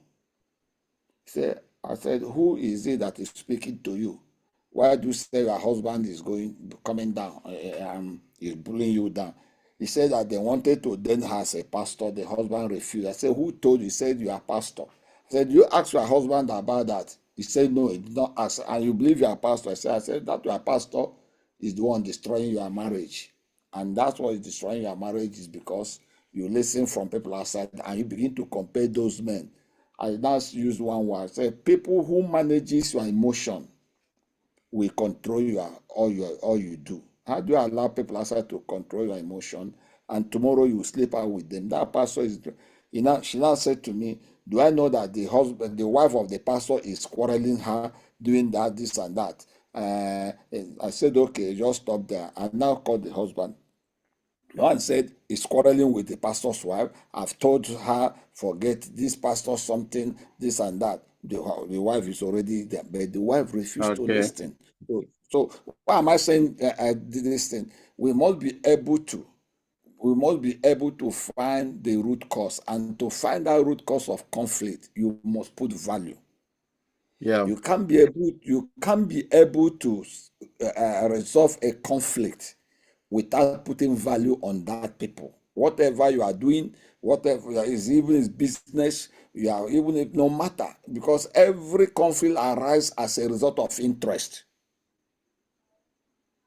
One, everybody has an interest. So look at that person's interest. Number two, conflict arises because of ideology. Apart from cultural and other things, there's ideology. We must be able to look at these ideologies, listen to each person's ideology, put value to your ideology, and come from the ground floor of everything. If you are not a good listener, you cannot be a good conflict resolver. Thank you. Oh, thank you so much. And I want to really appreciate everyone. I think this is all part of what Dr. Efe is be talking about. In the next few minutes, we're going to end this program, but I'm just going to see if I can rush a PowerPoint and get us to understand that. Now, if you look, you see the Thomas Kilmer conflict mode instrument that talks about the different way we all respond to conflict, how we handle conflict. Now, some people try to handle conflict by competing. Maybe they come to an organization, they sense there's a conflict of idea, conflict of opinion. They start competing with each other. That itself does not necessarily mean it's bad, but it is not healthy. And why some people do is that they accommodate other people's opinion. So this helps to identify your default conflict style. You must know, what do you do? When you sense conflict, do you compete? Do you try to prove out when the approval is right? For some people, it's about accommodating. They feel, okay, you have your opinion, I have my opinion. Let's see how we can adjust, make space for one another. Why some people just avoid the person completely? Some people even avoid the place where the person go to. Avoid everything concerning the person. That is how some people do that. But understand, you're also likely going to lose opportunity and the rest of that. Why some people, which this is the one I tend to suggest, is collaborating. People look at, so, but for you to collaborate is just like what Reverend Akachuku said. You've got to understand the source. You've got to, and also Lord Azutaba said something like that. You've got to understand the dynamics, the culture. Is this something you can collaborate? And because the old game is to have a win-win. And then the other coping mechanism is what we call the compromising, and where you let go of certain parts. You say, okay, I'm going to, for the sake of peace, I'm going to let go of this. I'm going to let go of that. Now, these are some coping mechanism that Thomas Kilmer conflict mode is talking about. But the whole essence is that we should be flexible. The whole point is that look at for what you want to achieve and find, is it, if I compete, will it be helpful? Always look at the interest, not the person. What is the interest of the deal? Don't get to a point where you talk about, can you be accommodating to someone's culture, for instance? I'll give a classic example. There's an emir, a very prominent emir in Nigeria today. He used to be my neighbor in Abuja while I was still in Nigeria, and something happened. I was leaving my house one day and I didn't even know it was a big shot, and I just partake in eating meat with him and his family. And before this guy is a major person in Nigeria today, and because I ate food, he called me to eat food, and I ate without thinking twice. He told me when I came back and said, in their culture, if you're invited to eat food with them and you don't reject, shows that you have a clean heart. This guy has gotten me deals, international deals, just because I ate food with him. We have become so close. And so you got to understand, I accommodated this culture. So what are you willing to accommodate, and the rest of that? Avoiding, these are part of managing conflict. Now, let's look at the LIPS communication model, where we talk about for this and de-escalating tension and ensuring understanding among people. Sorry, I'm a bit distracted because I'm not too comfortable that we can't reach our guest speaker. So this is not helping me at this point in time. I'm trying to reach out to her, sending people to see if they can reach out to her and see.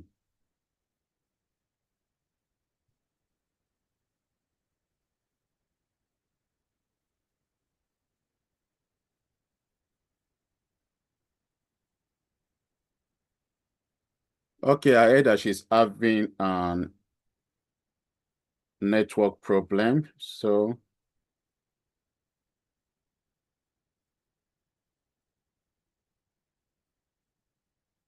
the network she's having network, their network was generally cut off. That is very interesting. We'll keep praying for Nigeria and Africa that this is very interesting.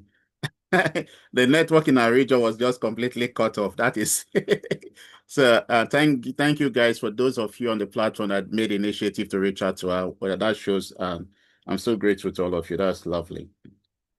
And so we're going to see what we can do, because I'm going to send this material she sent to everyone. We're going to just look at the it this, because the time is over.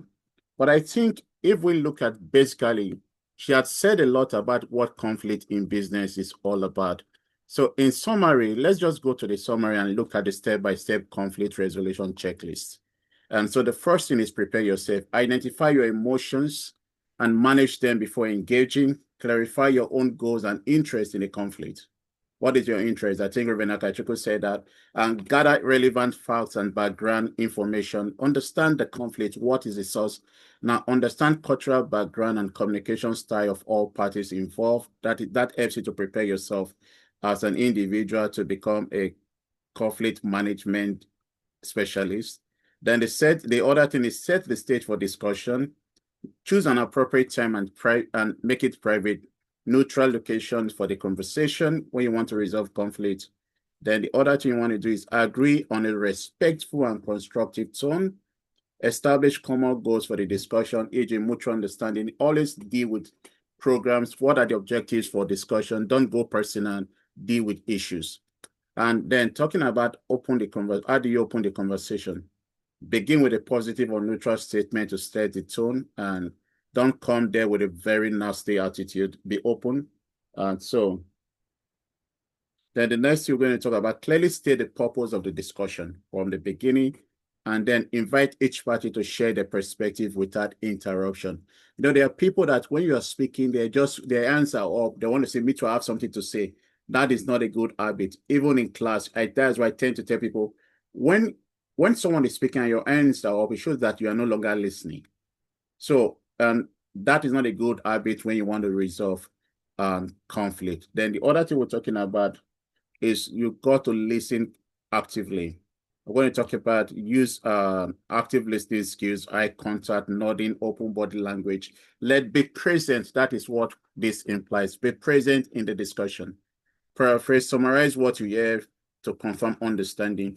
In conflict, and I think Lord Azutaba talks about communication. You've got communication is a transfer of meaning, because someone can be saying something and you're hearing something else. So it's always good to confirm, to ask the person, is this what you're trying to say? Confirm clearly, and it's important. Ask open-ended questions to explore interest and concern. All these are important. Now, identify underlying interests. You can ask the person, is there something else you need? Or is there something else you think about this matter? Things like that are important. Distinguish between position, what people say, what people want, by asking them questions. Explore emotional needs, values, and fear behind stated position. We need to understand why the person is acting the way they are acting, and this is extremely important in an organization. A staff may come and tell you, I feel like resigning. Don't just say, okay, you must ask the question, why do you want to resign? There might be something deeper than just that. So, and it will help you to resolve deeper issues in your organization. Clarifying misunderstanding or assumptions, these are important. Now, on this, you have what we call the general options for mutual gain, which is also the win-win concept. When it comes to negotiation, always have the win-win concept in mind. Now, brainstorm multiple solutions without immediate judgment. Stay open. Stay open when you come to the table for discussion. Stay open. Focus on creative win-win outcomes that address key interests. Consider cultural organizational constraint. And we need to know that I was in a negotiation deal in Singapore once, and it was very interesting. Let me not go there. You're going to realize that the way you eat food can cost you a deal in Singapore. Your manner of eating meal can cost you a deal. So you got to understand the culture of the people. Extremely important, the culture of the people. Consider cultural organizational constraint. Evaluate options using objective criteria. For instance, agree on fair standards such as market rate, policies, expert opinion, assess the visibility and impact of each option, prioritize solutions that maximize mutual profit. Now, I'm just trying to be fast. I'm sorry, guys, that we've taken your time. We know this was not planned. Now, evaluate options using objective criteria. I agree on fair standard will say that reach agreement. So in every conflict, every negotiation, before you can say conflict negotiation or trying to resolve conflict, it becomes a currency. It must arrive at an agreement. So confirm shared understanding of the chosen solution. Professor Boniface, I hope you know I'm back. What? Please, you should have. If you see, actually, Dr. Efe, you scared me to the moon. I was like, what happened? Goodness. I'm so sorry. I have sent all the army to reach out to you in this. I would have even. In fact, I've been listening to you the last 5 minutes talking, and it's been really interesting. You know, I'm truly sorry. They are digging up and doing some stuff on I don't know, maybe fiber, whatever. And they had actually given us warning they were going to yank off. I just didn't know it was going to take place today. It was done unceremoniously. I had to dig up my Glow SIM card. It was miraculous that I even knew where it was. Because the truth is, I have not used that card in like over a year. Actually, the only person I did send message to in Nigeria now was Tinubu. I was sending message. But I think you're doing a fantastic job. The only place I would like to speak to, please, actually. go on. I'm stepping. Please go on. You know what? We're giving you 10 more minutes, so because we know what's supposed to end. Yeah, I just want to jump to. Go on, doctor. Go on. I just want to jump to step-by-step conflict resolution checklist. Yeah, so please, let's just go down. Okay. Let's go down to that. That's where I want to go, actually. You know, I want us to get there because the other things are things that, you know, anybody could easily read up. No, don't go to thank you. That was fast. Go to check by check. Okay. Go, keep going. You would see it is very easy. No, go up because I need to talk about that. Go up, go up, go up, go up. Check, step, good. Okay. That's it. Step-by-step conflict resolution checklist. I think it's very, very important. And apologies to all of you once again, you know, for all that. I told you people that I don't do PowerPoints, I do Power Notes. Yeah. And you can see, I made it very rich because I thought if I do PowerPoints, you may not even get it. But with Power Notes, you will be able to understand some of the things that are said, you know, even if I don't share everything. So we have the step-by-step conflict resolution checklist. Prepare yourself. Identify. Remember, we've skipped quite a number of things, but that's okay. You could always read it up.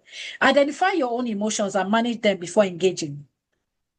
If you are not in a very good mood, be careful to take somebody along with you who will speak so that you don't go and be all over the place with your emotions, you know. And if you're a woman, you're not crying everywhere. Some women will say during that monthly period thing, they are usually not in a very good mood. Well, that is not the time for you to sit in meetings, especially for negotiations, because, you know, you could just blow your top. Again, too, and this is just wisdom. It's just pure logic. Wisdom and logic. You know what? Usually at this time, I'm not the best version of myself. It will not be a good idea for me to sit in this meeting. You should be able to say that, you know, to be able to save yourself a lot of heartache and to save the company and organization a lot of heartache very quick. So identify your emotions and manage them before engaging. Clarify your own goals and interests in the conflict. You know, gather relevant facts and background information. Understand cultural backgrounds and communication styles of all parties involved. All, not some. Understand that cultural backgrounds and communication styles of all parties. That's preparing yourself, right? Remember, it's like when you say you're going to a meeting, you're gathering your files. So this is your file you're gathering. All right? Identify your own emotion. What goals do you want to achieve? What is the area of interest in this conflict? What facts, what is the background information you have gathered about this other person? What is the cultural background and your communication style? How do you want to communicate with this person? You know, do you start off, with a relaxed, let's say a 5 minutes prayer. Can somebody pray for us? You need to understand what the other person likes and go with that flow. Very, very key. Then, of course, set the stage for discussion. Choose an appropriate time and private, neutral location for the conversation. Don't go and have it in an office space where everybody can hear your conversation. In a way, like you are trying to embarrass them into agreeing to what, or you want to show that you are better prepared than they are. You know, if you go to a meeting with that attitude of, well, I know my onions, I know who I am, you know, when you're talking, you're adjusting your dress, everybody has to know that you're on top of your game. That in itself is a no-no. You have lost the game even before you started. Because they'll just sit down and be looking at you. At that point, absolutely nothing you say will make sense to them.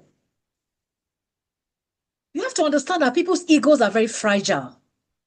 Yeah, very, very, very fragile. So you need to be careful. You're talking about that. These are real life issues. So choose an appropriate time and private, neutral location for the conversation. Agree on a respectful, constructive tone. Your tone matters.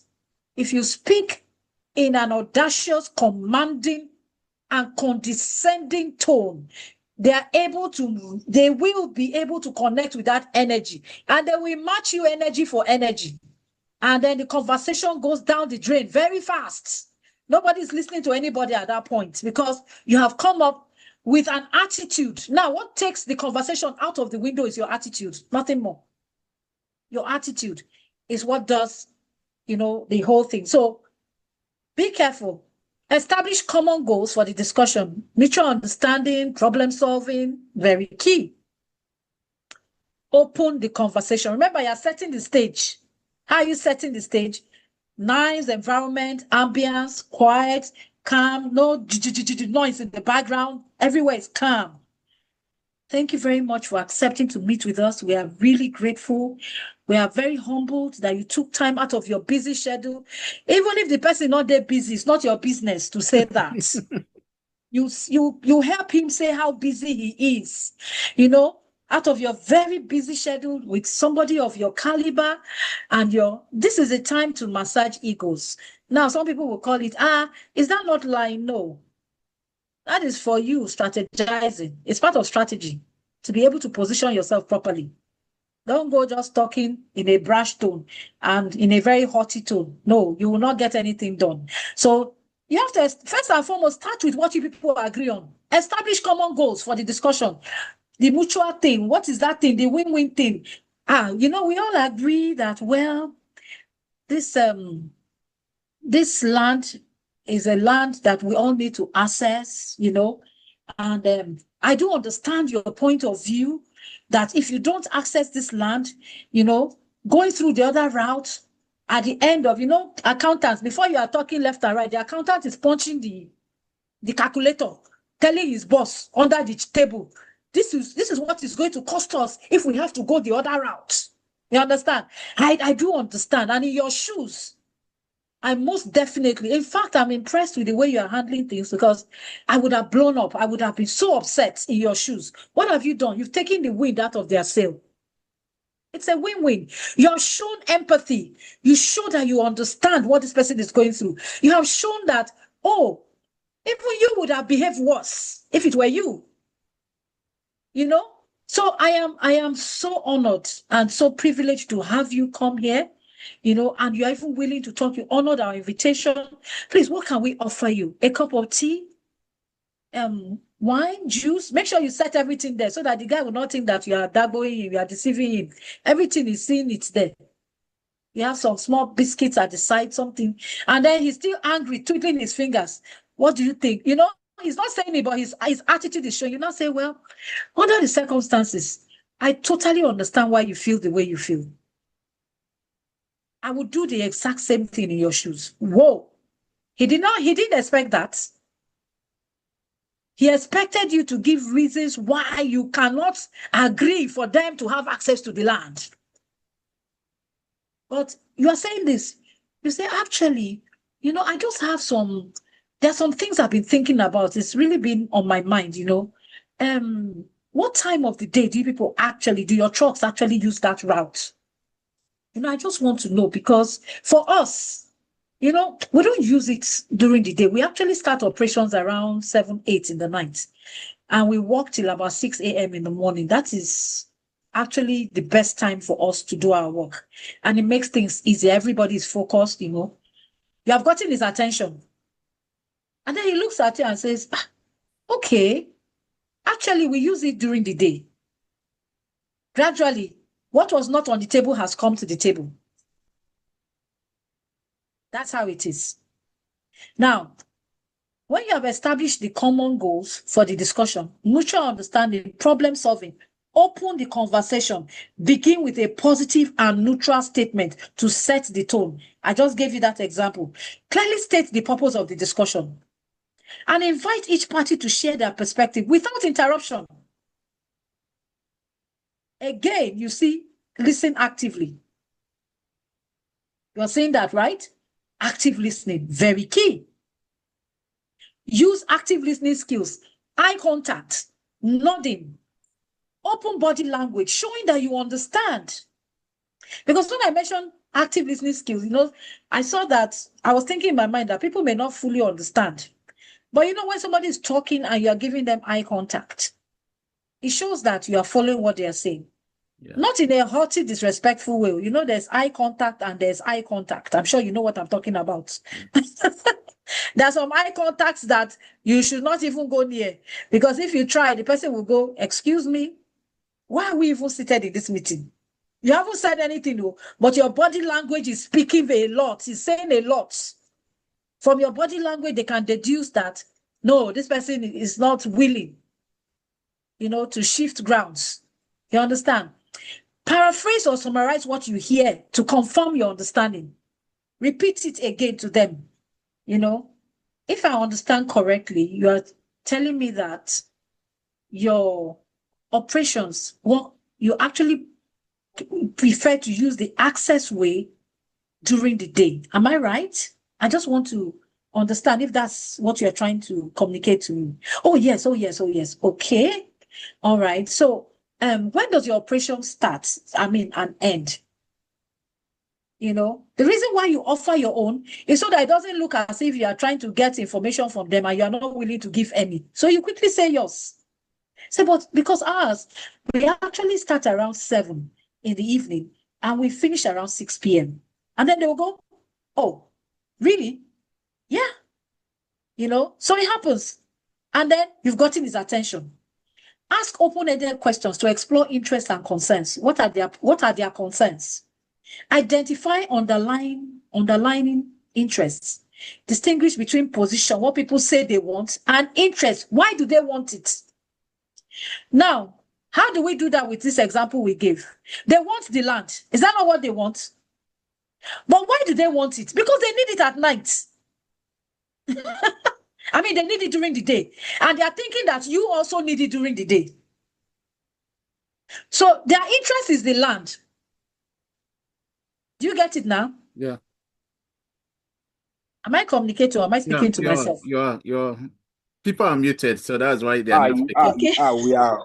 So you need to be able to know what they want and their interest, why they want it.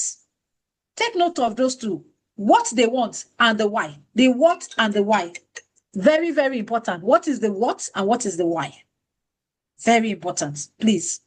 Explore emotional needs, values, and fears behind stated positions. What are they afraid of? They're going to lose big time, business-wise. You lash on that. Oh, in your shoes, I would definitely feel the same because I can imagine what I will be losing if, this thing was taken. So that's why I do understand how you feel. And I'm assuring you that we do not need access to that. We will not be using that road during the day. It's only at night. We could both share and even maintain the place, so that it's easy for our trucks to be able to walk harmoniously. What do you think? What is your thoughts? You don't make it sound like you're making a decision for them, but you're throwing it open. You're bringing them into decision making. You're making it look like they are the ones who came up with that decision. You have dropped the idea in their minds. You are allaying their fears. Clarify misunderstandings or assumptions. What was the assumption that you need it during the day? So, of course, they need it during the day. You can't have it. Generate options for mutual gain. brainstorm multiple solutions without immediate judgment. No, we could do this, we could do that. Why don't we do this way? Okay, we'll work at night, you work during the day. Somebody says, okay, if you need to work during the day, we could work for like 4 hours stop, allow your trucks work also 4 hours. You know, we can alternate it like that so that we can both access the road at the same time. Come up with multiple suggestions and let them pick. Focus on creativity. Be creative in your thing. Win-win outcomes that address those key interests, though, not just anything. Again, consider cultural and organizational constraints. On Fridays, the Muslims go to the mosque, right? Yeah. So you cannot be talking about doing certain things around that 1, 2 p.m. in the afternoon. Because you have to remember that that company is owned by a Muslim, and majority of them, they are Muslims. You must be considerate. Now, that is a religious angle. You see, it's not just cultural, but you must also consider religion. You see, some offices, they will never put training on a Friday because of Muslims. When I have trainings and I do anything, I never use a Friday. I don't remember which year I used a Friday. It's been years. Maybe over 10 to 12 years, if not 15 years. I always avoid Fridays. Because there's absolutely no way you can have a training starting by 10 in the morning or 11, and you will not spill over to 1, 2 in the afternoon. And the Muslims need to go for prayers. So if you are being considerate, you must think along those lines. You know, you must think along those lines. So agree on fair standards such as market rates, policies, or expert opinions. Assess the feasibility and impact of each option. Remember, you're evaluating your options. Prioritize solutions that maximize mutual beliefs. Work in the day, I work at night. Reach an agreement. Confirm shared understanding of the chosen solution. Clearly outline responsibilities, timelines, and next steps. Document the agreement if necessary. Plan a follow-up. Set dates to review progress and address any lingering issues. Maintain open communication channels. In case any of your staff is breaching, they should be able to reach you. Encourage feedback and continuous improvement. Reflect and learn. After resolution, reflect on what worked well and what could improve. Consider how cultural differences influences the process. Share lessons learned with the team to build conflict management capacity. Now, be patient with language differences. So use simple, clear language. If you are dealing with somebody who does not speak your language, please don't use words that they will have to go and carry dictionary. Or they will need an interpreter. He say English, speak small. Make sure you reduce it to the barest minimum. Break it down so the person understands what you are saying. It's very key. Respect cultural norms about hierarchy and communication. Remember the example we gave on the North and the South and the way they do business? The same too with the Germans, who like you to go straight to the point. You know, these are things that you need to study. Like I said, understand the other party. Use translators or cultural mediators when necessary. Don't say, no, I don't need one. You need one. Let him not be telling you something that at the end of the day will shut down your business for the next 10 years. And you are smiling and nodding like an agama lizard and agreeing to everything. Meanwhile, you don't understand a fadding of what he's saying. It's okay to get an interpreter. You need to understand. Recognize that time perceptions differ. So some cultures prefer quick resolutions. Others deliberate discussions. It takes time. There's nothing wrong with that. Okay. Understanding conflict in the global workplace, types of workplace conflicts, interpersonal, intergroup, organizational, impact of unresolved conflict on productivity, morale, and innovation. Understand the benefits of effective conflict resolution. I decided to just drop this because I actually wanted people to research this. That's supposed to be an assignment for you. Now I want to talk about BATNA and ZOPA, which is actually the last. So just hang in there. We are done after this. What is BATNA? Best alternative to a negotiated agreement. Right? Are you on that page? Yeah. Best alternative to a negotiated agreement. Now, what do we mean by that? Your fallback option. If no agreement is reached, what is your fallback option? What do Nigerians call it? Plan B. But I will tell you, have a plan B, C, D, E. Did you get that? Yeah. Your fallback option, that is what your BATNA is. Your fallback option. All right? And knowing your BATNA strengthens your negotiation position by helping you decide when to accept a deal or to walk away. Remember, what did we say about your BATNA? Best alternative to a negotiated agreement. All of you have agreed. You've come up and said you want to go into an agreement, a partnership with an individual and company. And that is what they have put on the table, right? What is your alternative? Do you have an alternative? A lot of people go into negotiations without an alternative. And when the deal falls through, that's the end. That is the end of that deal. It doesn't work. And it shouldn't be so. Now, when do you apply this? Before entering negotiation, during step 1, prepare yourself. Remember step 1? And during evaluation of options, step 7. Do you see why it was important for us to go through those steps? Yeah. So that you can go through it. That is when you evaluate yourself. So you bring out those options, the alternative option. At the beginning, when you are starting, you say, well, I know we agreed on this, but you may want to consider blah, blah, blah. You raise it. Why? Because it helps you.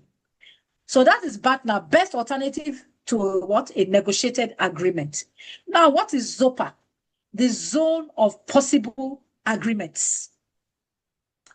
Zone of possible agreements. That is ZOPA.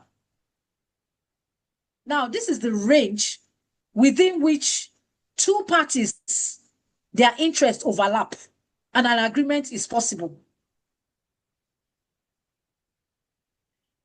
The example I've been given, can somebody tell me whether it is a ZOPA or a BATNA? I need to hear from you guys. Is it a ZOPA or is it a BATNA? I've been giving one consistent example about that land, the access land. Is it a ZOPA or a BATNA? Now, what is a ZOPA? Again, I will repeat what a ZOPA is. I told you that a ZOPA is the range within which two parties' interests overlap and an agreement is possible. Who can tell me, is that a ZOPA or a BATNA? Please It's a indicate ZOPA. who is speaking. Please just indicate so that we know who is speaking. Ebenezer. Emeka Kalu, okay, you said it's what? It's a ZOPA. ZOPA. It's a Okay, ZOPA. Mr. Ngala from Mozambique, you said what? It's a ZOPA, sir. Okay, any other person? Fantastic. Okay. Yes, it is a ZOPA. It is a ZOPA because you can see their interests. There's interest there, it overlaps. Now, when do you apply this? During generating options and evaluating them, steps 6 and 7. So those steps are listed there. You look at them. Identifying ZOPA helps focus discussions on realistic, mutually acceptable solutions. You see that? On realistic, mutually acceptable solutions. All right?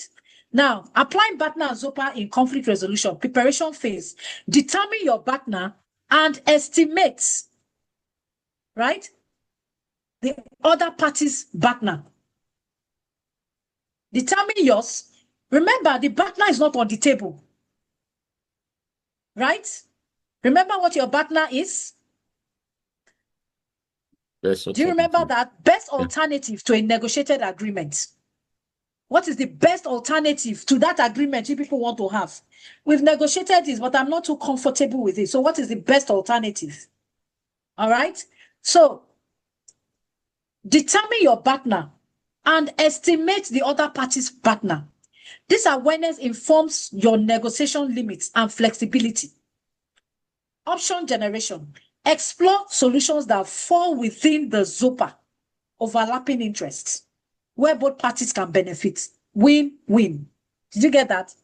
Now, where does decision-making come in? Use BATNA as a benchmark to evaluate whether the proposed agreement is better than your own alternative. Because theirs may be better. They may come up with a better BATNA that works for you, or a ZOPA that serves your interests. All right? So you use your BATNA as a benchmark to evaluate whether the proposed agreement is better than your own alternatives. In negotiation tactics, strengthen your position by improving your BATNA and accurately identifying ZOPA boundaries. What are the ZOPA boundaries? Overlapping interests. You see that? So all you need to do, so with this kind of thing, do you go to a negotiating table fixed on, this is how I'm going to work? Nobody can change it. It is cast in stone. Whatever I say, that is it. If you don't want it, that's it. Everybody go away. Walk your lane, I walk my lane. We go to court. No, it doesn't work like that, because you will save yourself a lot of money.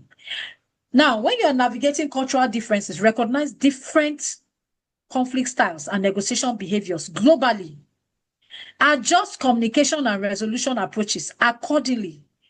Utilize translators or cultural mediators where necessary again. Real-world scenarios illustrating conflict resolution. I know all this is not that.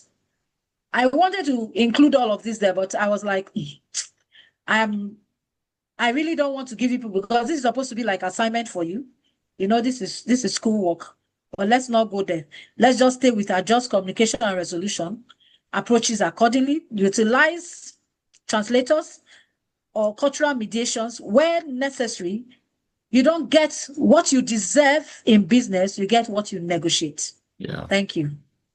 Wow. This is awesome. You don't get what you deserve in business, you get what you negotiate. That's a good way to clap. I thank for that ovation. Let's put our hands together for Dr. Efe. Let's put our hands together for Dr. Efe.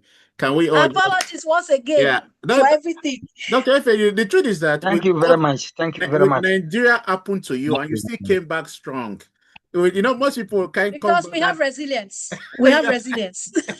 I found a partner. I found a partner, which is. I said I found a partner.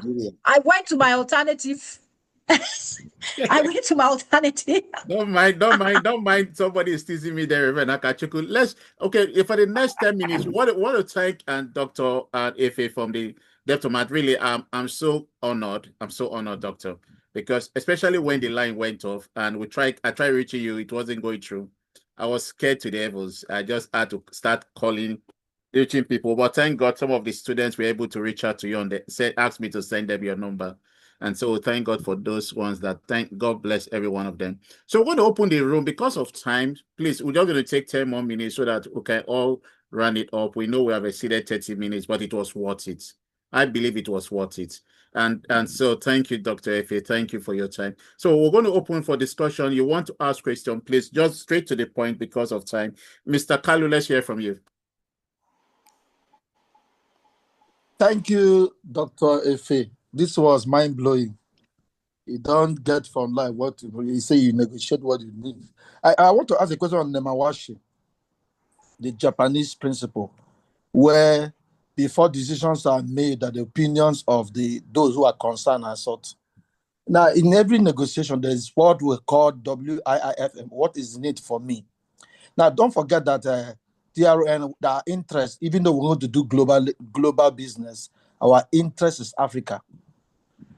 In Africa, people have personal interest, and then you want to apply Nemawashi.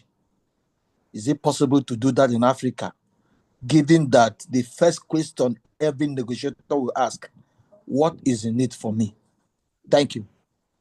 Okay. And then the last question, because I asked that before, what is the role of leadership style in negotiation and conflict resolution? Okay. Doctor, do you want everybody to ask the question before you answer? Dr. Efe, do you want everybody to ask their question before you answer, or you want to answer? Do you want? Okay, everybody can ask. Okay, fine. Okay, Lord Azutaba, let's hear from you. Thank you very much. Yeah. Doctor, so honored to be part of this lecture. And I must say that you have given us a very inspirational and professional lecture. And if I were to mark you, I would have given you 150%. Thank you very much. Keep it up. Send something all the way from Ghana to us. We'll send it to her. She's not far from you. From Ghana, post it to her in Lagos. Okay, let's go on. Lord Azutaba, you can go on. I'm just kidding. I've finished. I'm finished. Okay, just got to appreciate her. Thanks for that. Appreciate. That is the appreciation from the Lord himself. Okay, let's go to Mr. Gift. Mr. Gift from Zambia. Okay, yeah, Zambia, yeah. Yes. First and foremost, I would like to appreciate the lecture. I've learned quite a lot, and most of the things I've learned are new to me. I really appreciate. Straight to the question. I've learned about how to use the empathy. Now, I'd like to find out, as an entrepreneur, how do you protect yourself from, lack of a better term, misused or being abused? There are people who take advantage, because our boss is so he shows so much empathy, and then they begin to take advantage of you. So how do you protect yourself and avoid such? Mr. Gift, I'll be shocked if you didn't ask that question. You look like a man with a lot of empathy. So I understand why you. So I hope they are not taking advantage of you in Zambia. So let's go to Reverend Akachuku, please. Okay.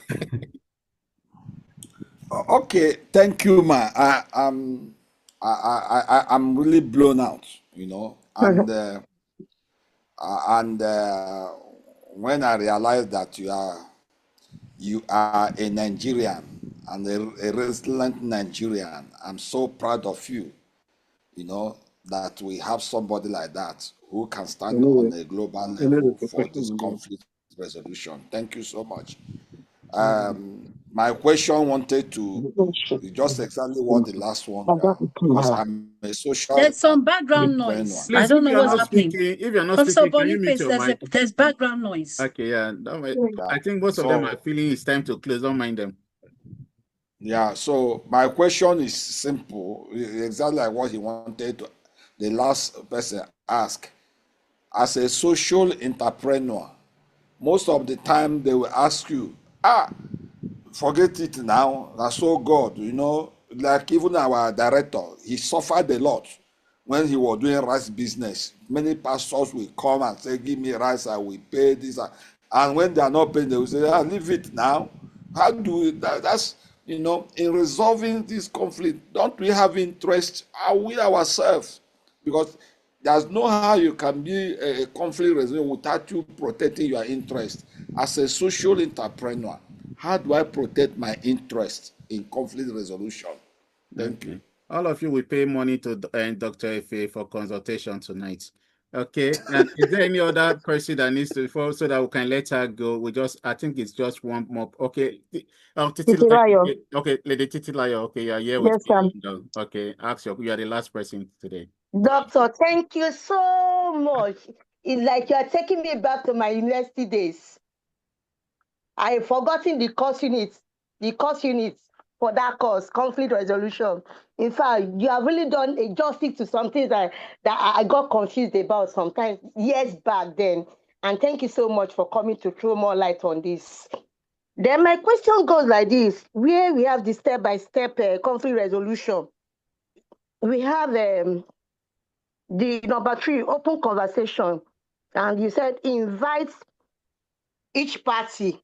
Sorry, I'm going back to the course note because I had to screenshot it. It said invite each party to share their perspective without interruption. And in a case like this, You know, when both parties never interrupted, sometimes it doesn't go well to resolve the conflicts. In a situation like this, what do we do? That's my question. Okay, now Thank you. okay, I'm going to give room for. Is it okay, Doc? I think Doc, you need to unmute. We're not hearing you.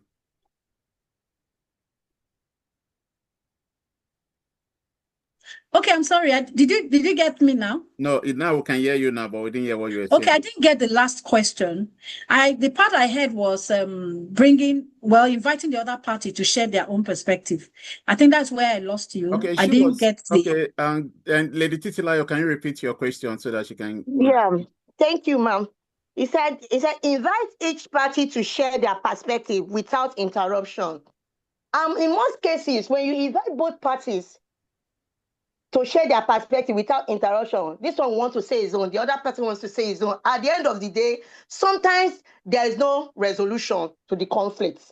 In a situation like this, how do you go about it so that the conflict can be put into resolution or can put into an end between both parties? Thank you, ma. Okay. There's one person that made effort to reach out to them, Barrister Efe, Dr. Efe, why she went away. Let me give her.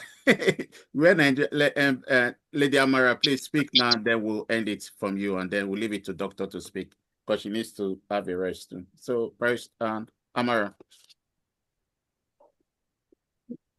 Okay, Lady Amara. good evening, everyone. Good evening. I don't have much to say. I just want to say thank you, Doctor, for bringing value this evening. I love the energy. I love the authenticity. I love the originality. I love everything you came with this evening to share with us. Thank you. I have value for my time, and I would like to engage you beyond this. Thank you, ma. Good to have you back. We are scared. Why is it that I can predict all of you? I knew you will want to get a number. You especially, yes, Lady Amara. Because when she was talking, I saw a lot of you in her. You're trying your.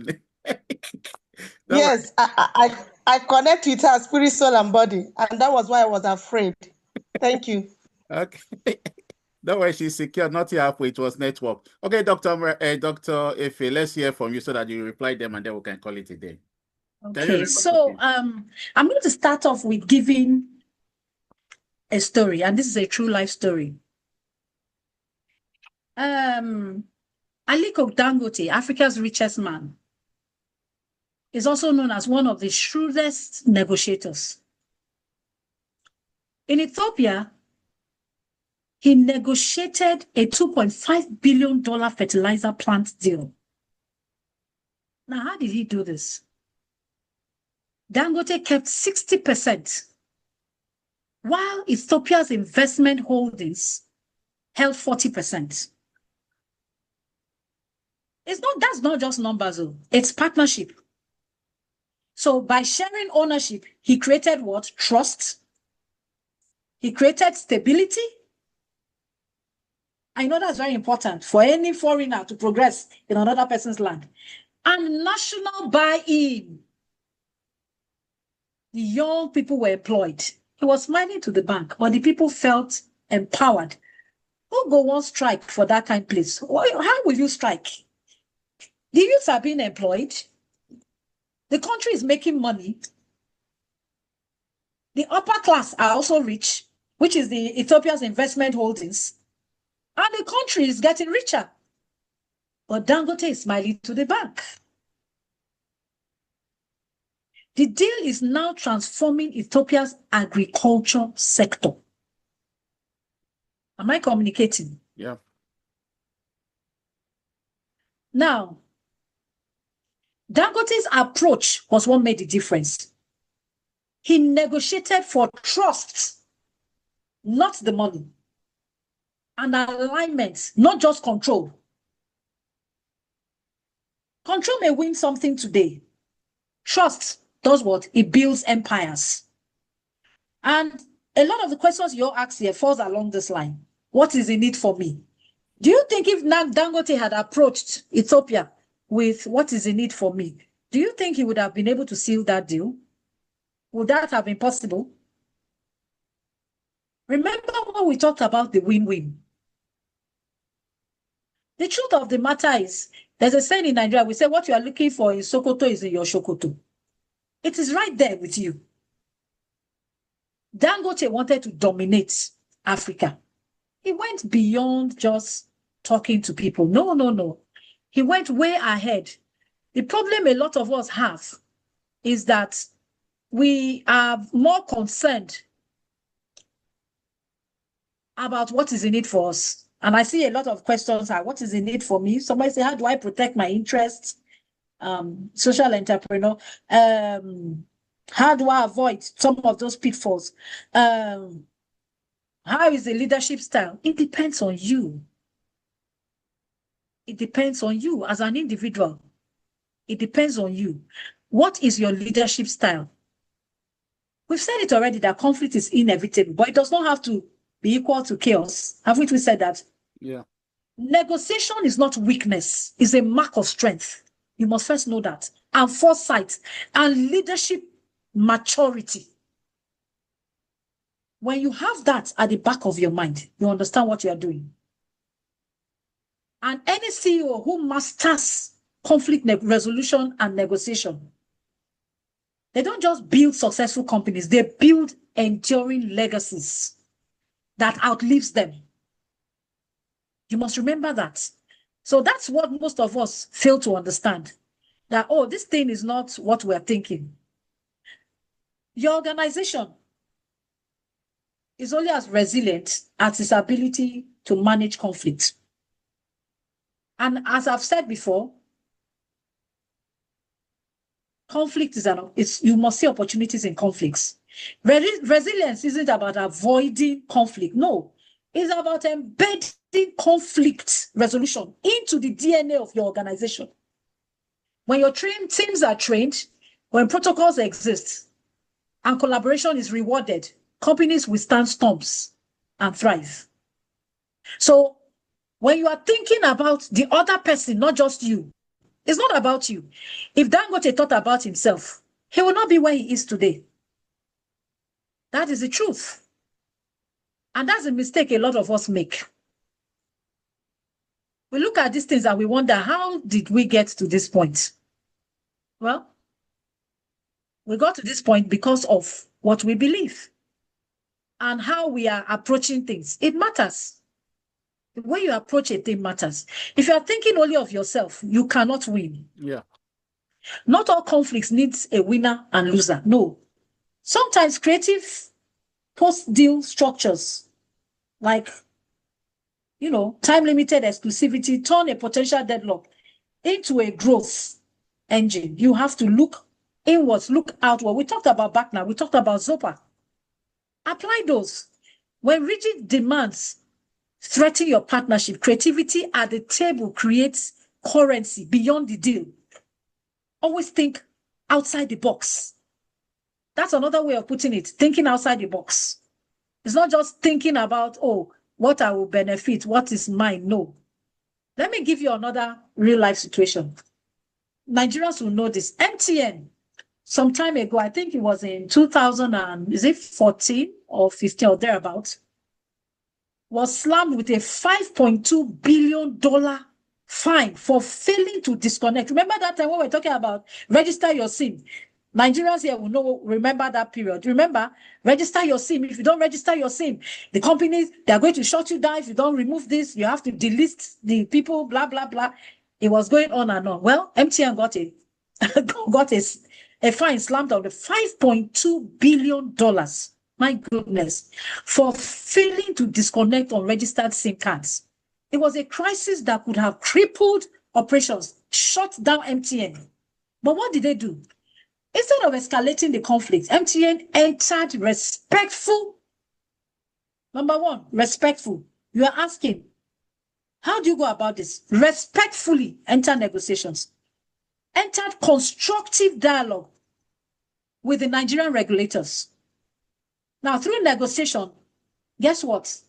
The fine was reduced by 70%. So instead of $5.2 billion, they paid $1.7 billion. Do you see the difference? Do you see what they saved?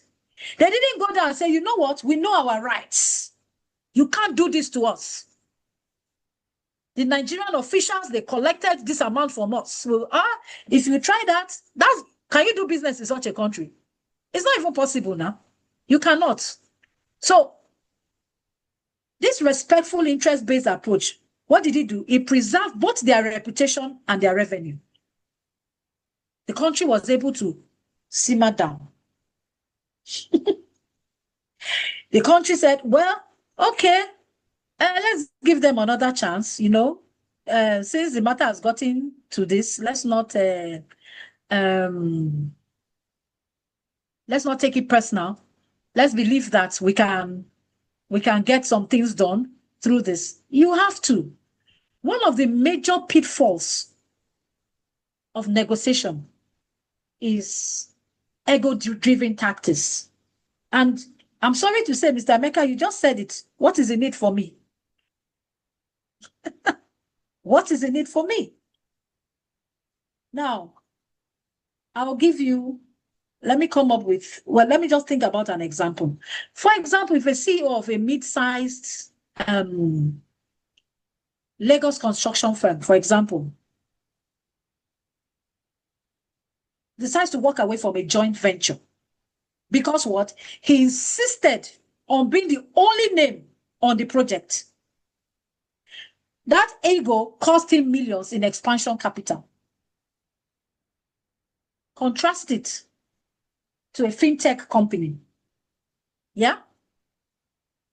Founded in Lagos to Yaba, that agreed to co-brand with an international partner. She swallowed her ego. She gained visibility and scaled rapidly. What does ego do? It builds walls. Humility builds what? Bridges. I'll end it there. Thank you so much, Doctor. We're so grateful. And thank you for your time. I really want to say thank you. Remember that ego builds walls. Yeah. Humility builds bridges. Yeah. There's so many people would have what I think we're going to call you back when they resume for we have what we tete and where we just get to know is a kind of hangout with virtual hangout, because we're going to bring facilitators together. They just talk to students. It's just going to be an open section. So we hope that when we come to this, we know you're a very busy person. You're a complete octopus, but we're going to come begging ahead of time and see what we can do. And so many people are blessed already for the time you sacrifice, I'm sure. And because we are looking for mentors to mentors, our female entrepreneurs, our male entrepreneurs, I'm going to be talking to them, and likely you're going to get some calls from some of them, and likely going to say we can reach out to you. But once again, want to say thank you. We want everyone to send Dr. Efe a flower now. You have your flower on your Disney. Can you send our flowers? And you have your flower icon. Let's send Dr. Efe flower before we close. Can we just tell our Dr. Efe we love you? Please, can you send out the flowers and your clapping of your clap offering? Can you do that right now? And let's just love on her. Just before you go, yeah, I just want to say this one line, please. Great leaders are flexible. Don't be rigid. Yeah. They don't overuse one style. Somebody asked about style. Yeah. They choose the approach that serves the moment. Yeah. And the bigger vision is not about now, it's about tomorrow. Yeah, that is true. So let's unmute ourselves and say thank you to Dr. Efe. Can we unmute now? Just thank Dr. Efe before she leaves. Please, let's do that. Thank you. The octopus, thank you. Thank you for having me. Thank you. Thank you. Professor Boniface, thank you. I cannot thank you enough. Thank you. Love you too. For this wonderful everything. Appreciate it.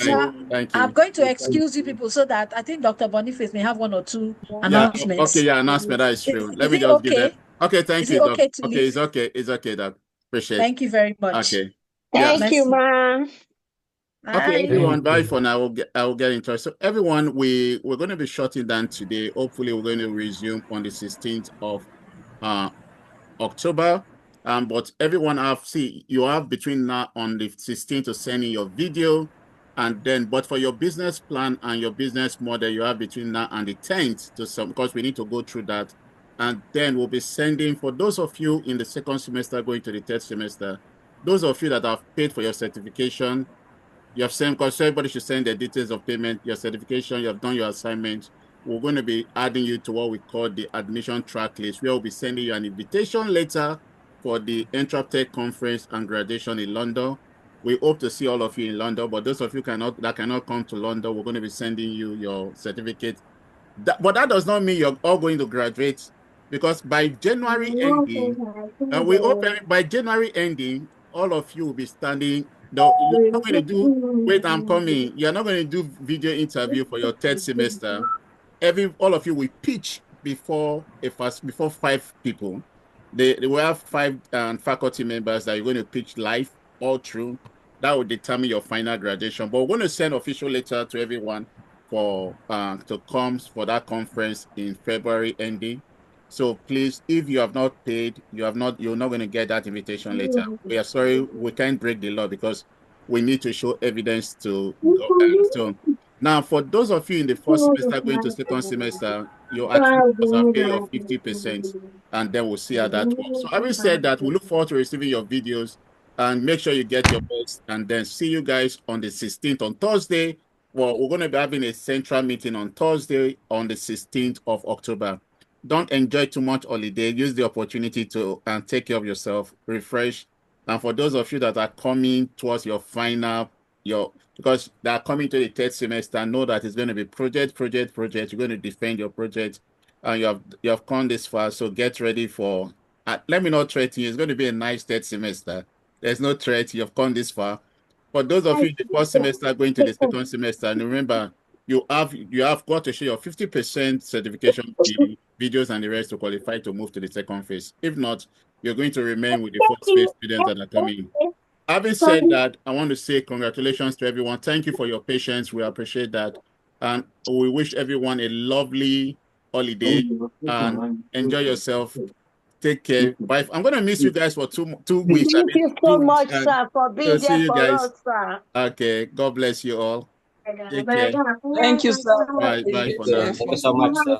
Okay, bye everyone. God bless you. I love you all too. Bye. Bye. Okay, take care. Bye. Bye-bye. Bye.